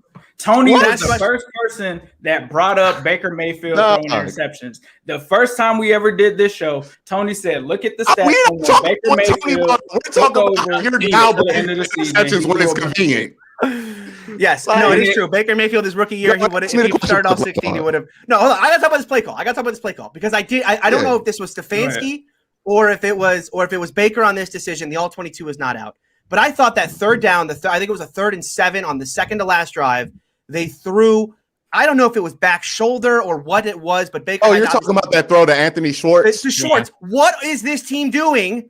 Throwing the ball on a key play in that to Anthony Schwartz. I'm sorry. Anthony Schwartz had a big pass down the field, but there are so many better receivers in that moment. Peoples-Jones, Higgins. I understand that Jarvis is probably going to have coverage go his way. But, I mean, that was a real disappointment I had that a big play like that, 3rd and 7, is going to a speedster in that moment, especially with the way Baker had to throw the ball kind of away from his body to contort to get it. It reminded me a lot of, you remember last year in the game against Washington, the Steelers threw a 4th down play to Anthony McFarland, a back shoulder throw to their 4th string running back. It reminded me of that. It was a very, very silly play call. I would say the personnel was confusing there. I don't know why it was Anthony Schwartz in there instead of Donovan Peoples-Jones. I know that play. They do that play all the time, and it has worked. It worked against the Baltimore Ravens. It worked against Cincinnati last year. Like in those situations, Baker likes that back shoulder throw. He likes to go to Rashard Higgins. He likes to go to Donovan Peoples-Jones there. I don't know why Donovan Peoples-Jones wasn't the X there. I guess their game plan just had Schwartz in there. And to be fair, it should have probably been caught. It was a great play by the defender, but I still think that ball came way too deep into the chest of Schwartz to not be caught. Yeah. But if it's just that it was Anthony Schwartz that was being asked to make that play, which was a little questionable there. And sometimes I think, I don't know. So it's one of those things where I think he just likes to play to the point to where he would throw that ball to anybody if they were in that position. I don't know why it was Schwartz there. But I mean, it should have been caught, but it shouldn't have been Schwartz that was on that route. I get what you're saying. I mean, again, that moment of the game, you got to be going to your best plays on your. Yeah, you probably should be going underneath the Jarvis or something like that. Like they should probably go to that little slant there. Like, there were some questions there when it came to some of the play calling, which I'm questioning a little bit because, again, I'm saying they probably should have went on Baker a little bit more once he showed, especially in the first half, once he exhibited that he was not taking control of the game or whatever you want to say it was. He was playing phenomenal in the first half. whether he had touchdowns or not, even though most of his plays did lead to touchdowns. Very easy touchdown runs by Kareem Hunt and Nick Chubb. It's a coincidental sometimes. He threw an interception at the end of the game. Just keep it a buck. Baker Mayfield lost this game. We can't crown him and say that he won. Okay, right, and I will say this: look, both things can be true. Go out here and lose it. Can I play mediator here? Yeah, go ahead. Can I play mediator here? Yes. Okay. Because I am noted Baker Mayfield hater, and so I will try to play mediator here, right? Both things can be true. Baker Mayfield had a very, very good game to that point. That interception, though, is inexcusable. I mean, it's the kind of thing that he has to get rid of in his game. And whether he's throwing it away or not, I know the throwing it away excuse bothers me because let's say he was trying to throw it away. There's still the internal clock that you have to have as a quarterback, right? And you can't again in that moment go faster than that. You got to get rid of the ball in that moment, especially remember it's not like he's sitting in the pocket going to throw it away. He is kind of running around the pocket, trying to run through traffic, trying to get rid of the ball like that. He's got to be a smarter player in those moments. I mean, I think it is still a valid criticism to say that Baker Mayfield has to eliminate that part of his game, while also saying that Baker Mayfield for the first 3 quarters of this game was a far better quarterback than we had seen in the past. Okay. Yeah, and again, I'm not trying to make an excuse on that play there. That's why I'm adamant that he probably wasn't trying to throw it away. I think he just made a bad decision there at the end of the game to try to make a play there because he was probably rolling high on confidence. But it's one of those things you get with Baker. Sometimes he'll throw one of those interceptions. Most of the time it's not in the fourth quarter, but sometimes it is. And you just roll with it. I think if you get what you get out of him for what I think you're going to get for the whole year, he's going to be really good, and you should probably lean on him. And we'll let the season play out and see where he's at the end of the year. But, right now, if you look at advanced metrics agree with me. They thought he played pretty well. They thought he played the best of the North. So, I'm not just talking out my ass here. Yeah, and we're going to talk about Ben Roethlisberger. They have Joe Burrow. Yeah, but most of the other ones do. Go ahead, Tony. Okay. I was just going to say this about advanced analytics are starting to bother me a little bit, right? Yeah, PFF and all this stuff has been CPOE and all these grades have Ben Roethlisberger as playing worse this week than Aaron Rodgers. Okay, we're going to talk about the Steelers in a second, but that is just absolutely ridiculous, right? Ben Roethlisberger did not play well, and I'll talk about him not playing well in this game, okay? But the Steelers at the end of that game, Ben Roethlisberger led them down the field for a game-winning drive. We put that game away late in the football game. Ben didn't have a good game, but don't tell me, right? Don't try to gaslight me and tell me that Ben Roethlisberger was the worst quarterback this week when a team in Green Bay could not move the football, put 3 points on the board. No, sorry. That stuff matters, right? Late game situations need to be worked in to this analysis as well. Like we can talk about QBR, and you can be great in QBR quarters 1 through 3, but the fourth quarter needs to matter a little more. And it's something that as these analytic things start to as we start to evolve these things. Argument, though. We have they do way heavily at the last quarter stuff, right? That's why Ben was at QB one takes into account time to throw, all kind of stuff, air yards. We need to take into account game situation. Game situation has to be worked in. Yeah, but the more we work that in, the better these stats are going to be. QBR does work in game situation though, and I think that's why Ben was at 25 and Aaron Rodgers was at 31. Like I think QBR does actually factor that in. Right. Okay, guys, I have a backlog here, Super Chat, so I'm going to try to speed up. If I miss any, please let me know. The Trip says, Baker played great. He is great. Let's not act like he doesn't the best support system in the league, maybe outside of Mahomes and Brady, but yeah. No, that interception wasn't about support system. That interception was about him trying to make a play when he shouldn't have. Okay, so here I had the entire league should legitimately be intimidated. Forget the score on the field. The Browns just manhandled the Chiefs. And okay, hold on, because I'm trying to. And Tyler, I get what you're saying there. And look, I've talked to Chiefs, the people who cover the Chiefs after this game, and they don't want to see the Browns again after this because they know that that's a team that can challenge them. But to intimidate anybody in the NFL, you do have to win the game, though. Like the Browns should have won that game. They need to win that game next time they play them, and they don't need any more of that for the rest of the year. So, we don't want to be talking about close victories or anything like that at the end of the year or close losses. Josh Z says, did you see the look of Chubb's face after the fumble? The team is not treating this moral victory. Baker should not have had to throw again. The loss is. Oh my God, man! This sounds like Bengals fans with Andy Dalton. What? No, the loss isn't like Bengals fans with Andy Dalton. Wait. One. The punter threw the interception now. No, but the punter fumbled the ball at the 15-yard line, Ace.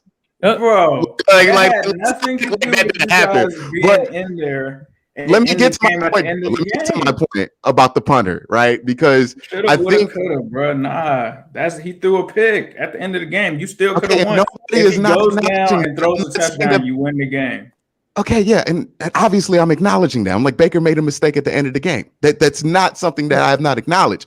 But what I am saying is that blaming it on 1 point in the game as if the Browns only made the one. Hold on, let me finish my point. The play that ended the game. Yeah, but no. There's context to it. There's context. Yeah, there's context to it. It's the last play, but blaming the whole game on one play as if Chubb did not fumble and give them the ball at the 55-yard line, and then the punter pretty much gave them 7 points by just fumbling a snap inexplicably. Like, that was inexplicable, that fumble, and inexcusable as anything else that happened in that game. Well, are we talking about what happened to the Chiefs?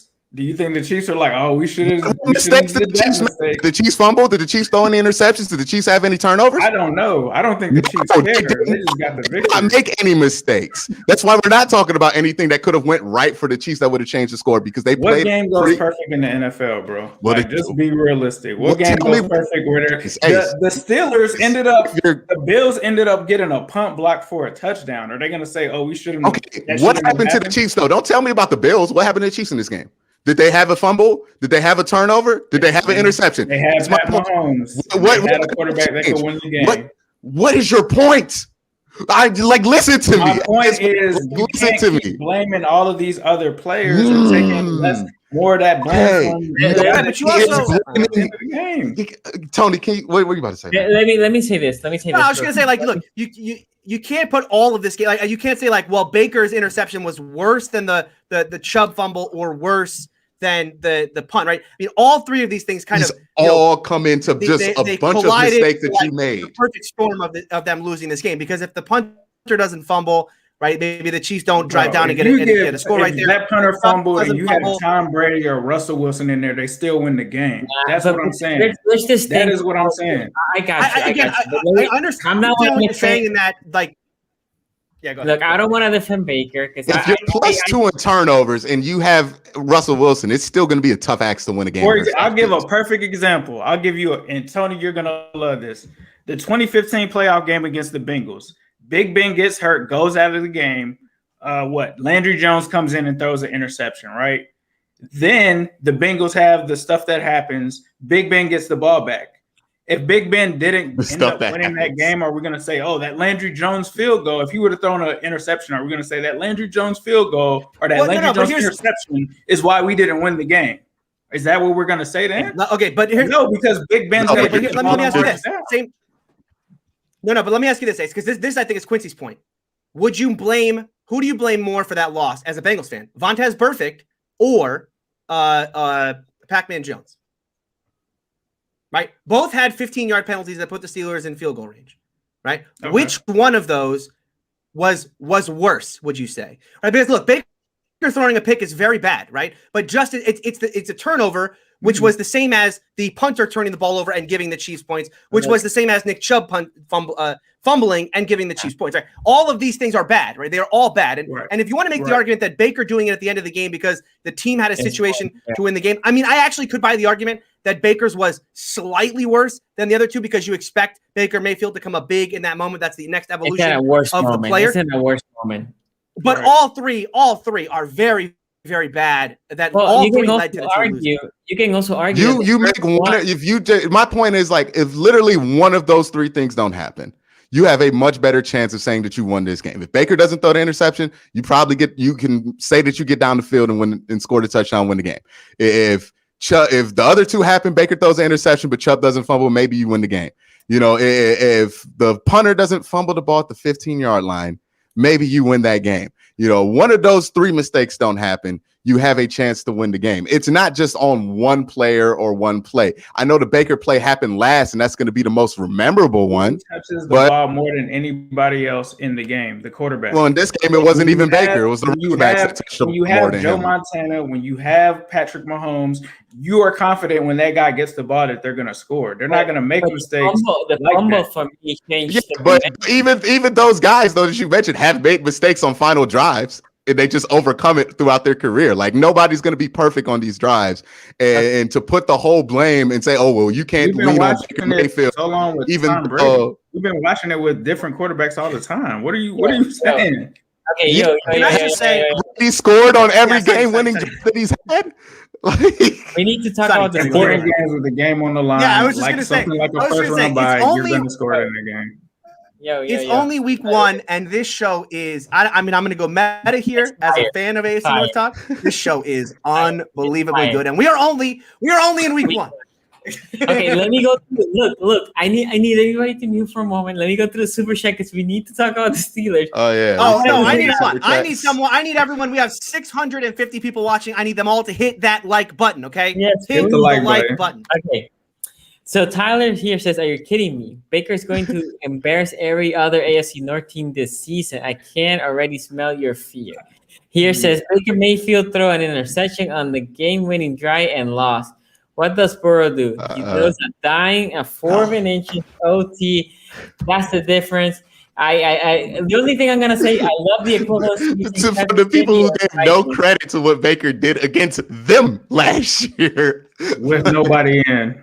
Yeah, He's also throwing 4th quarter interceptions against us too. But don't you can't. But see, this is my problem, Ace, is that you can't blame level of competition here, right? Level of competition is why level of competition is the large reason of why. Tony, you know how many times the Steelers have beat us simply because Big Ben has gotten the ball in the 4th. We've seen that movie a million times. So you of all people should know. If the quarterback gets the ball with 2 minutes, I still have a chance to win that game because I have Ben Roethlisberger. The Bengals have seen that for like the last 20 years with you guys. No matter how bad you guys have played, no matter what has happened in the game, you guys have always won simply because Big Ben comes at the end of the game with 2 minutes, takes you guys on the field goal range or touchdown range. Yeah. I have a super. Okay, let's get to the super chat. I'm just gonna say, Ace, I agree with that point. I mean, yes, Ben Roethlisberger is a very clutch quarterback. I agree. Ryan, I cannot put your super chat in here, but Ryan says, What do you think about the Ronnie Harrison ejection? Should the assistant coach be suspended? He got ejected. He shouldn't have touched the coach, regardless of what the coach did. He got ejected. No, the coach should have got ejected too, though. The coach should have got ejected. I mean, can't touch the. Yeah, but can't touch the players. It doesn't. I'm not going to blame. Like it doesn't matter if the coach gets ejected. Like other than vindicating your feelings, like it doesn't really matter. I mean, like the coach didn't get ejected. He touched a player. Yeah, should they universally in that rule? But are you beating the Chiefs because the coach got ejected? You know, if you're Ronnie Harrison, you mean more to the Browns than that coach means to the Chiefs. So you need to not touch it. Okay, so the trip here says the young QBs in the division are great. I'll take Lamar over both of them. Ben's watch. Lamar had 2 horrible fumbles. Baker threw a pick. It happens. Trip is a big Dwayne Haskins guy, I see. Young quarterback coming through. Bengals beat a team that'll miss the playoffs. Fortune tellers now? The team that is favored to go to the Super Bowl. Y'all fortune tellers now. All right. Russell Wilson wait. Okay. Best mode. No, don't. Didn't get ball. Beast mode didn't get a ball. I guess you can never rely on Russell Wilson. He threw a pick in the Super Bowl in the 4th. Wait, hold on. We got to talk about that. How many of us were watching? Derek Carr. That Monday night comparing Baker Mayfield to Russell Wilson. No. It's a joke. It's a joke. Listen. Okay. Russell Wilson was on the Manning cast last night. And when Derek Carr threw that pick at the 1 yard line, the look on Russell Wilson's face when he was terrified that either Manning was going to bring up his interception in the Super Bowl. It was one of the funniest things. It was on the same slip.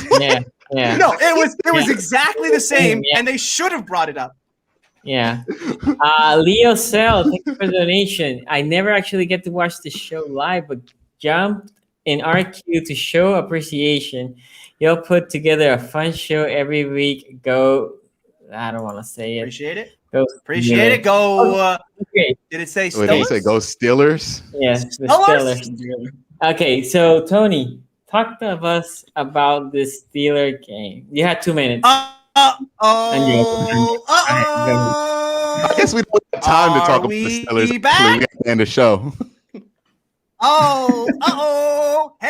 Hey, I have the new button ready. Reports of the Steelers' demise may have been greatly exaggerated this year. Look, I know. Tony speaks in hyperbole a lot. It's something I know about myself. I try not to, but I can't help it, and I certainly can't help it after what I watched on Sunday. I cannot speak highly enough about the job that Mike Tomlin and Kevin Colbert did this offseason. I talked about this on our preview show when we did the record prediction. I said, look, this is a team, yes, there's going to be a lot of youth on the field, but this is not a team betting on youth. It's a team betting on its coaching staff and its scouting department to be able to find the talent and coach that talent up.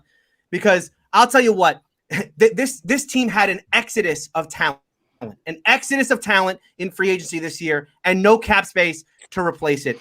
This team, the Steelers, had the second most snaps by rookies of any team in the National Football League this weekend. You know who's first and third? The Lions and the Jets. Okay, think about the job that Mike Tomlin and Kevin Colbert, this coaching staff and scouting staff did to find these players, to get this team to play as well as they did, to beat an AFC contender on the road in the Buffalo Bills. The question I had this offseason about this team is, how far would this defense fall off given the loss of talent? They got better. I'm here to tell you, they got better.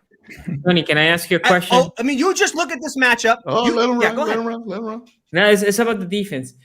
Because I'll tell you what, year over year in this matchup, they were better. Okay, they lost Bud Dupree, TJ Watt pitch count because of his contract situation, Alex Highsmith on a groin injury, Tuitt out injured, relying on a 32-year-old Melvin Ingram. A year ago in this very same matchup, Bills, Steelers in Buffalo, 28 pressures from the Steelers in that game.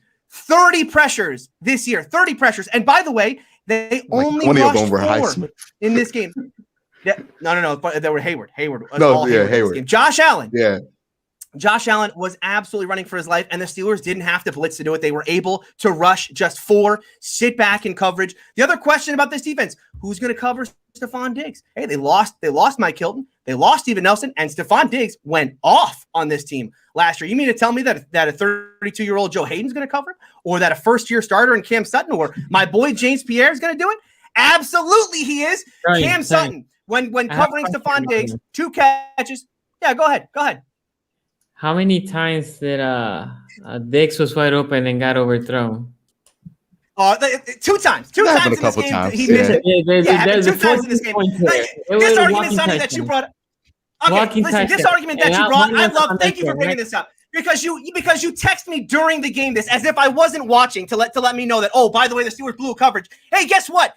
You're allowed to blow a coverage 1 or 2 games. These things happen. Okay. Do you think Josh Allen? Hey, do you think the Bills were 1 blown coverage away from winning this football game, Sonny? Okay. Yeah. Because I know you watched your Ravens team blow about 1,000 coverages last night, so you don't understand what good defense looks like. But here in Pittsburgh, we know what good defense looks like. So thank you very much. Yes, the Steelers blew 1 or 2 coverages. But other than exactly, Sonny, thank you for pissing me off. Because you know what? The Pittsburgh Steelers were dominant out there. Maybe the Ravens fans forgot what dominant defense looks like in the National Football League. But if you want, I'll give you my Game Pass login so you can watch the game again. Okay? This Steelers team was dominant defensively. And the job that this coaching staff and scouting department did in identifying the talent, coaching them up, is why this team has been successful for as long as it has. Now, offensively, on the other hand, we need to talk about this because offensively, this was like if you break your phone and you put a fancy case on top of it. It might look nice, but the phone's still broken. And this offense, while it looked different, results-wise, it looked a lot similar to what we saw back in 2020. Look, we did see a lot of Matt Canada-ness in this offense. 54% play action this year. 54% play action if you count RPO. If you don't count RPO, 30%, but whatever number you want to believe, far more than the 11% from this offense a year ago. We saw some moving pockets, much better design on wide receiver screens in Pittsburgh actually look like wide receiver screens now. It's an amazing concept that offensive linemen actually pull out on and the receiver runs back to the ball. It's an amazing concept. Who could have known that you could run wide receiver screens this way? They don't just put another wide receiver as well and throw it to him. Yeah, he just stands there. Hey, throw me the ball, coach. Look, we got Deontay blocking for you. Yeah, exactly. Yeah, I mean, that is it hurts because it's so true. The offense started slow. I will give them credit. They did get going in the second half, but I do want to talk about Ben Roethlisberger in this game. He was not good for the large majority of this game. And one of the things about Ben about this game that bothered me, right? Because the slow starts, we've seen that from him in the past. Accuracy issues in this game. Accuracy issues not on throws downfield, not on throws that are kind of in tight windows. Easy throws, little dump offs, right? The kind of Matt Canada scheming guys open, and he's just missing them, right? Najee in the flat, Deontay in the flat, easy out routes. I know Ben fell off last year. I don't remember accuracy being, especially on these kind of throws, being that big an issue last year. So it is something to monitor. The first half of the offense was just not good. The offensive line struggled to open really any holes in the running game. There was no rhythm, and there were guys running the wrong routes. It really took until the second half for everybody to just kind of calm down. But give the credit to the offense in the second half, because they scored on 4 consecutive drives, including the big touchdown that was then, led to the block punt. And this team went from being down by 10 to up by 10. Incredible turn of events in this football game. And look, I know I'm grading on a curve here with this offense because it's got a long way to go, but there was some kind of pseudo explosive plays in this game. You had a long run from Najee, nice play over the middle to Freiermuth for 25, Claypool down the sideline for 25. Look, this is an offense that last year lacked real explosion. They got to get back to that. I thought you saw some bits and pieces in that, but look, there's lots and lots of improvement to come. As I talked about, there's so many young players in this team. It really, it has to go up from here, because this was another very bad performance, especially in the first half from this offense. But it's a young team, young offensive line, rookies, pretty much everywhere on the offensive line when you look at the left side, and then, rookie running back, rookie tight end. This is going to be an offense that'll improve. I think the final drive, as I said, should give everyone hope. 5 minutes to go. Buffalo cuts the lead to 7. The Steelers drive 50 yards into field goal range, take 3 minutes off the clock, and give this team a 2-score lead. And they did so with Ben Roethlisberger throwing the football. This is so often in the past, this would have been a team in this moment with as good a defense as the Steelers have. Just go into a shell, run, punt, and then we'll let the defense save us. In this game, I love the aggressiveness from Matt Canada, love the aggressiveness from Mike Tomlin. No, let's look, especially considering that this is a team that identity-wise wants to be more of a run-oriented team, right? They rebuilt the offensive line. They drafted Najee Harris. We are supposed to be able to push guys off the ball. It wasn't happening in this football game. Very happy to see that Matt Canada and Mike Tomlin didn't go into that shell. They got the yardage. They ran the clock off. And the offense, how about this? In 2021, while the defense played really, really well, it was the offense that put this one away. I think that is a positive sign going forward. Love it. The Steelers are back. And look, I'm not saying that the Steelers are the best team in the AFC North. I'm not going to say that today. Okay? I'm not going to say that. The standings say that. All right. I got to respond to some of this. I got to respond to some of this. You want to do some chats? Yeah. We got like 40 of them. You can respond to this one, Ace, because this is about you. You can read it and respond if you want.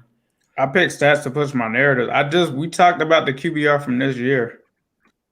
So we talked about like when you bring up, I guess we can get back into it.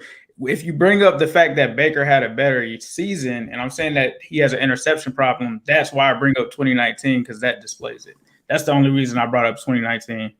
My only point to that was, or if I played for the Chiefs, I would be worried to play the Browns again later on. Am I lying or no? Quincy, if they played again in 3 weeks, but again, they don't play again for 19 weeks. We'll see. Right? Because remember, guys, the Browns played the Ravens week 1 last year, got completely destroyed by them, was a completely different team by then. The one difference, though, that I would say is that we know who Kansas City is probably going to be by like the 19th week of the season, and Cleveland's getting really close to that point, so we know where they're going to be. So it's not like they're going to be two completely different teams finding their identity at this point in the year. These are two teams that are pretty set and should be, if they're playing at their best level, at a similar level than they were this week. So we'll see. But that game's probably going to be in Kansas City because you lost that game, which is unfortunate. Okay, so this is a bit of late. I don't want to get ahead of myself if it happens, right? Because it has to happen. Ace needs to be banned from talking about Baker. Why? Because I'm not a Baker apologist. Like, I'm not going to suck Baker off for this show at all. He keeps bringing it up like Marcellus Wiley. Stephon Tuitt didn't even play this game, and we still dominated. Imagine when he comes back week 3, Tony, best defense in the league. Listen, look, it's too early to say best defense in the league, but an impressive performance on the road against Josh Allen. He did say that. Yeah. No, he didn't say that. The league. Best defense in the league. Through 1 week, is there more impressive defensive performance through 1 week? Right now, they're the defense in the league. One thing I will say, getting into the Steelers game, I'll say this. Yeah, I think that the Steelers defense definitely played an amazing game. I think Tony's overselling the offense a bit because the offense struggled. I mean, they didn't have any points in the first half whatsoever. Yes, this is true, Tony. So what did I oversell? I said they were terrible. You said that they were terrible. Don't put that The offense was awful in the first half, and they got better in the second half. Okay. Sorry. I thought you were saying that Canada, they were able to run screens now. They were able to open. Oh, no, the they game. did. No, I said I did see they that. They did run them. I did see that. Right? There was the same. I definitely think that. Okay, gotcha. So I think that was one of the issues that I saw. This was a sloppy game in general. When you rewatch this game on both sides, there was a lot of punts. There was a lot of penalties. It was a messy game. But I will say I was impressed by Pittsburgh. The defense, the edge rushers. I think the demise of Melvin Ingram was greatly exaggerated. Melvin Ingram, I saw him in that big number 8. He played with his hair on fire. TJ Watt played with his hair on fire.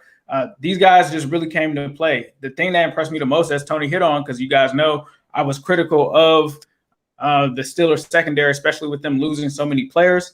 I have to say, Tony, Cam Sutton was a guy that really stuck out to me on the film in this game. He came up and made some plays. Their secondary definitely, especially going against the Bills receivers, Manuel Sanders, Stephon Diggs, Cole Beasley. Those guys played amazing, I think, for the Steelers. And I think also that special teams play definitely helped them out a bunch. The drops were still there. I mean, I was expecting Deontay Johnson he started off pretty good, but then he had a drop there, I think, right at the end. Ebron has the other drop in the end zone. But the Steelers were still able to prevail. Najee Harris, the one thing that I didn't like, I think if I'm a Steelers fan in this game, was that I think the stat that I saw was on 61% of his yardage, it came after contact. There weren't many holes opened up for him. Hopefully you would like to see that change going forward. Obviously, you drafted this guy for a reason, so hopefully they can improve on that. I thought that the offensive line started off shaky, but I think towards the end they started to form up and they were able to work with it. As Tony has said, he did say that he felt like the offensive line specifically did get better based off of last year from what they had. So I did see those improvements. But Ben, I've been the one that's been critical of Ben. You can call me a hater. You can say whatever it is. He didn't look the best in this game. As Tony said, he had some accuracy issues. He made it count when it mattered. He did have, I think there was one play where he actually threw an interception, but it was negated because there was some kind of defensive holding penalty or something like that. He knew there was defensive holding when he threw it, though. He was pointing to it as soon as the play was over. Yeah. He does that a lot. So that's something to monitor. Yeah. He'll do something stupid on a play where he knows there's a penalty. Right. Just something to monitor. But I think they did what they needed to do. I think that this was one of the shocking upsets outside of, I think, the Bengals over the Vikings. I think this was right in line with that because you did see a Bills team that we thought were the elite of the NFL, especially up there with the Chiefs and all of them. And for them to go into Buffalo and come out with a victory like this and to make Josh Allen look like that after he had what some consider possibly an MVP season the season before, it definitely, I think, definitely says that Pittsburgh is definitely headed towards the right direction, I would say. A couple things. Ebron's drop was negated by a holding call, so he got away with it. And then I was watching the condensed version, so like you only get to see like Deontay didn't have a drop, by the way. Flags and stuff like that. Gotcha. Deontay and Big Ben were just not in the first half. It looked a lot like Ben was expecting something. Deontay was seeing something else. Yep. I think it happened at least twice that I can remember, maybe three times. But this happens a lot between especially those two. I feel like they're always missing each other's read, other than the drops. But let me say this real quick because I know we had a long episode, and they're only going to get longer from here, folks. Strap into the 4-hour version, week 8.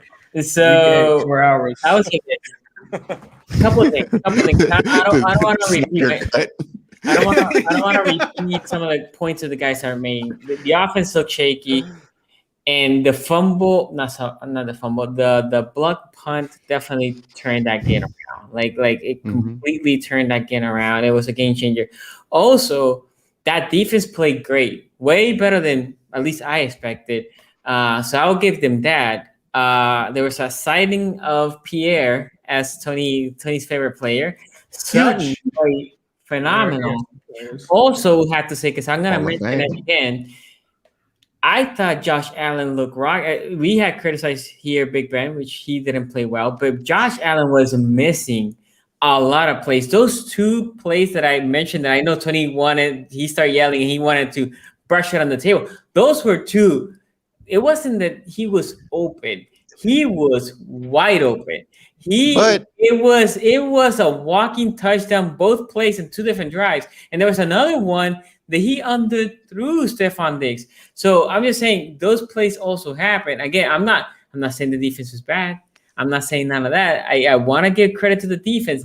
I'm just also saying that Josh Allen left a lot of points out there on the field in this game. He left 7, but okay. So, we need to have a tag team match. He left 14. But anyway, the Steelers. I don't want to take credit. The credit they deserve. They went on the road again. I said every home field, especially this week. I'm assuming it's gonna continue, but especially this week was just like crazy, right? I watched the whole thing, the Steelers game, and going to Buffalo on the road, opening week, taking the W. No easy task, so shout out to them. I mean, they took that W. I know this is going to sound strange to say, but I think that this is one of Mike Tomlin's best wins of his career. And I know this guy who's won a Super Bowl, been to another. I really do. I mean, I really do think. I know it sounds crazy. I really do think, like going to Buffalo on opening day with a roster this young and pulling this off. It is. I just cannot get over how well specifically that defense played. It's incredible. Anyway. All right.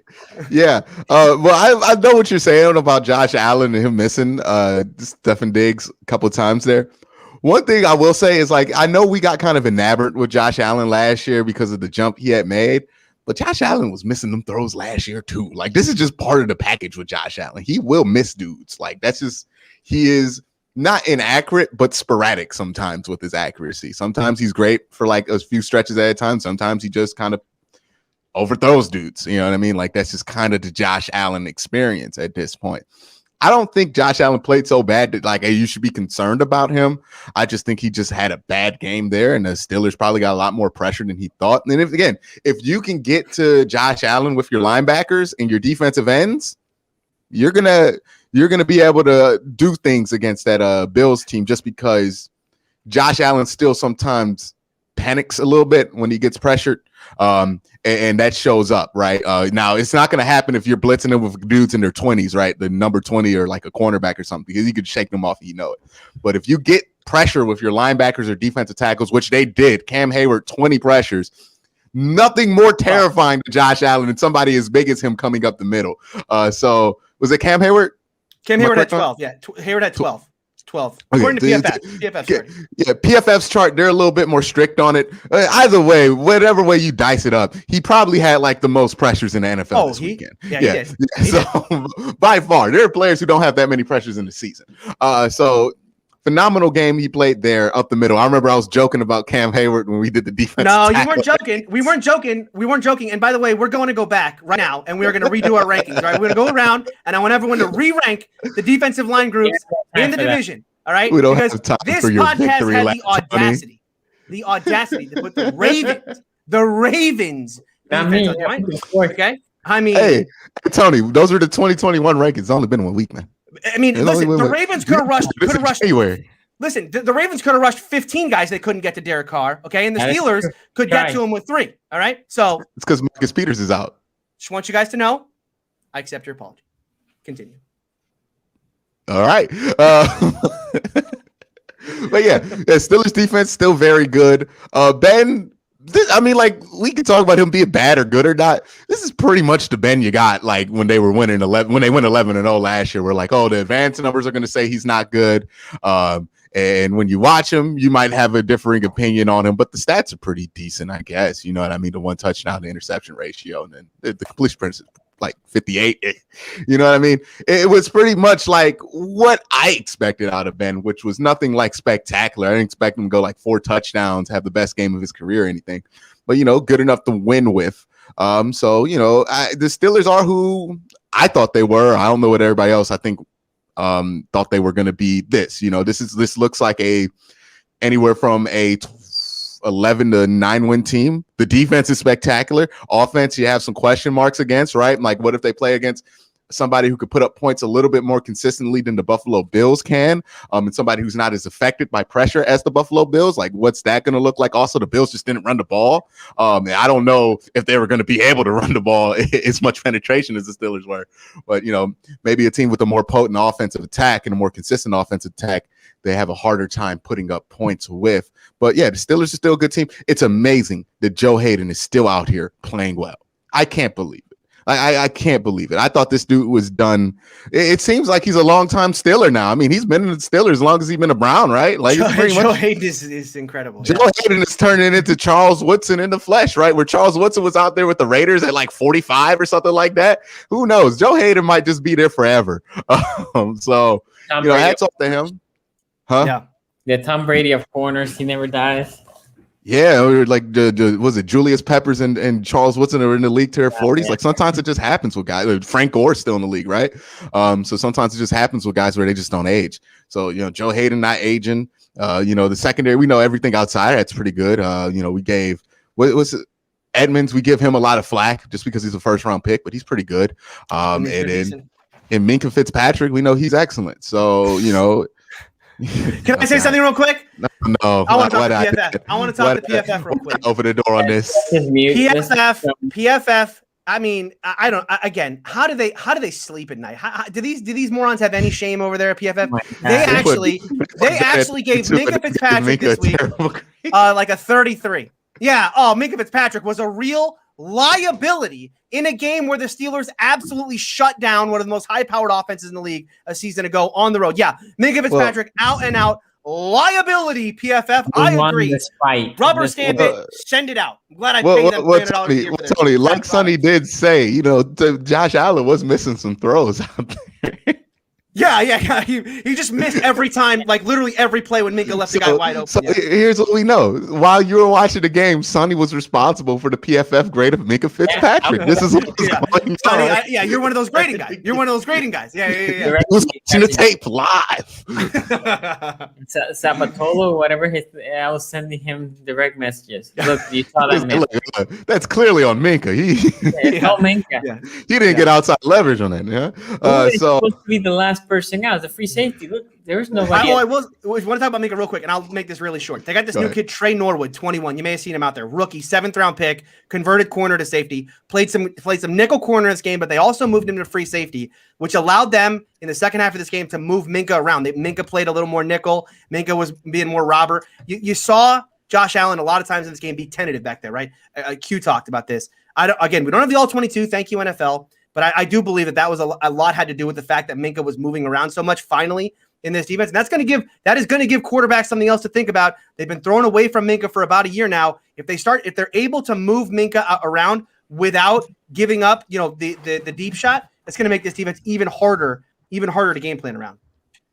Okay. Yeah, it must have been tough for the Ravens. I just saw this super chat from Josh who says, shout out to the Ravens losing twice in one game. Yeah, I saw Sonny have 2. I can't believe we lost this game like this tweets in like 20 minutes. I was very frustrated. Smiling, making noise this year. They will see. Hey, by the way, and I don't want to get ahead of myself here, but the Steelers play the Raiders. Bengals play the Browns. I'm not saying 2-0 versus 2-0 in a couple weeks, but maybe. Wait, who plays who? Bengals play the Bears. Steelers play the Raiders in their home opener. And then you guys play each other, so it's going to be a battle for the North. 2-0 versus 2-0 in week 3. Steelers Bengals can't wait. Playoff implications there. Oh, let's go. Stefan Hoffman says Zim put Quincy in a body bag. I heard. Who they? Nah, okay. And then Quincy sweating Sim like AFC North sweating Burrow. Man, these Bengals fans. I'm telling you, Bengals fans, I wish Bengal fans would donate to the Bengals like they donate to this show, because then they might have an indoor practice facility. They could get Jesse Bates extended too. Yeah, they won't do that. Okay, well, guys, thank you for everything. It was a fun one. These shows are supposed. We tried to make it an hour. Obviously, sometimes that doesn't happen. And this year promised to be a fun one. That was only week 1. Obviously, a lot of overreaction, but still only week 1, and we put almost 2 hours. We appreciate the 500 plus that basically were consistent watching us. We appreciate the people that are watching the replay. Make sure you like, because that helps us a lot. Also, I do, and I know the guys do something. We don't reply to many comments, but we read the comment section. So go ahead and put all the stuff that you think about all these games in the comment section. Thank you for everything, guys. All our channels are in the description below since we are running out of time. Any last words? There's no time for that. Are you listening? Damn.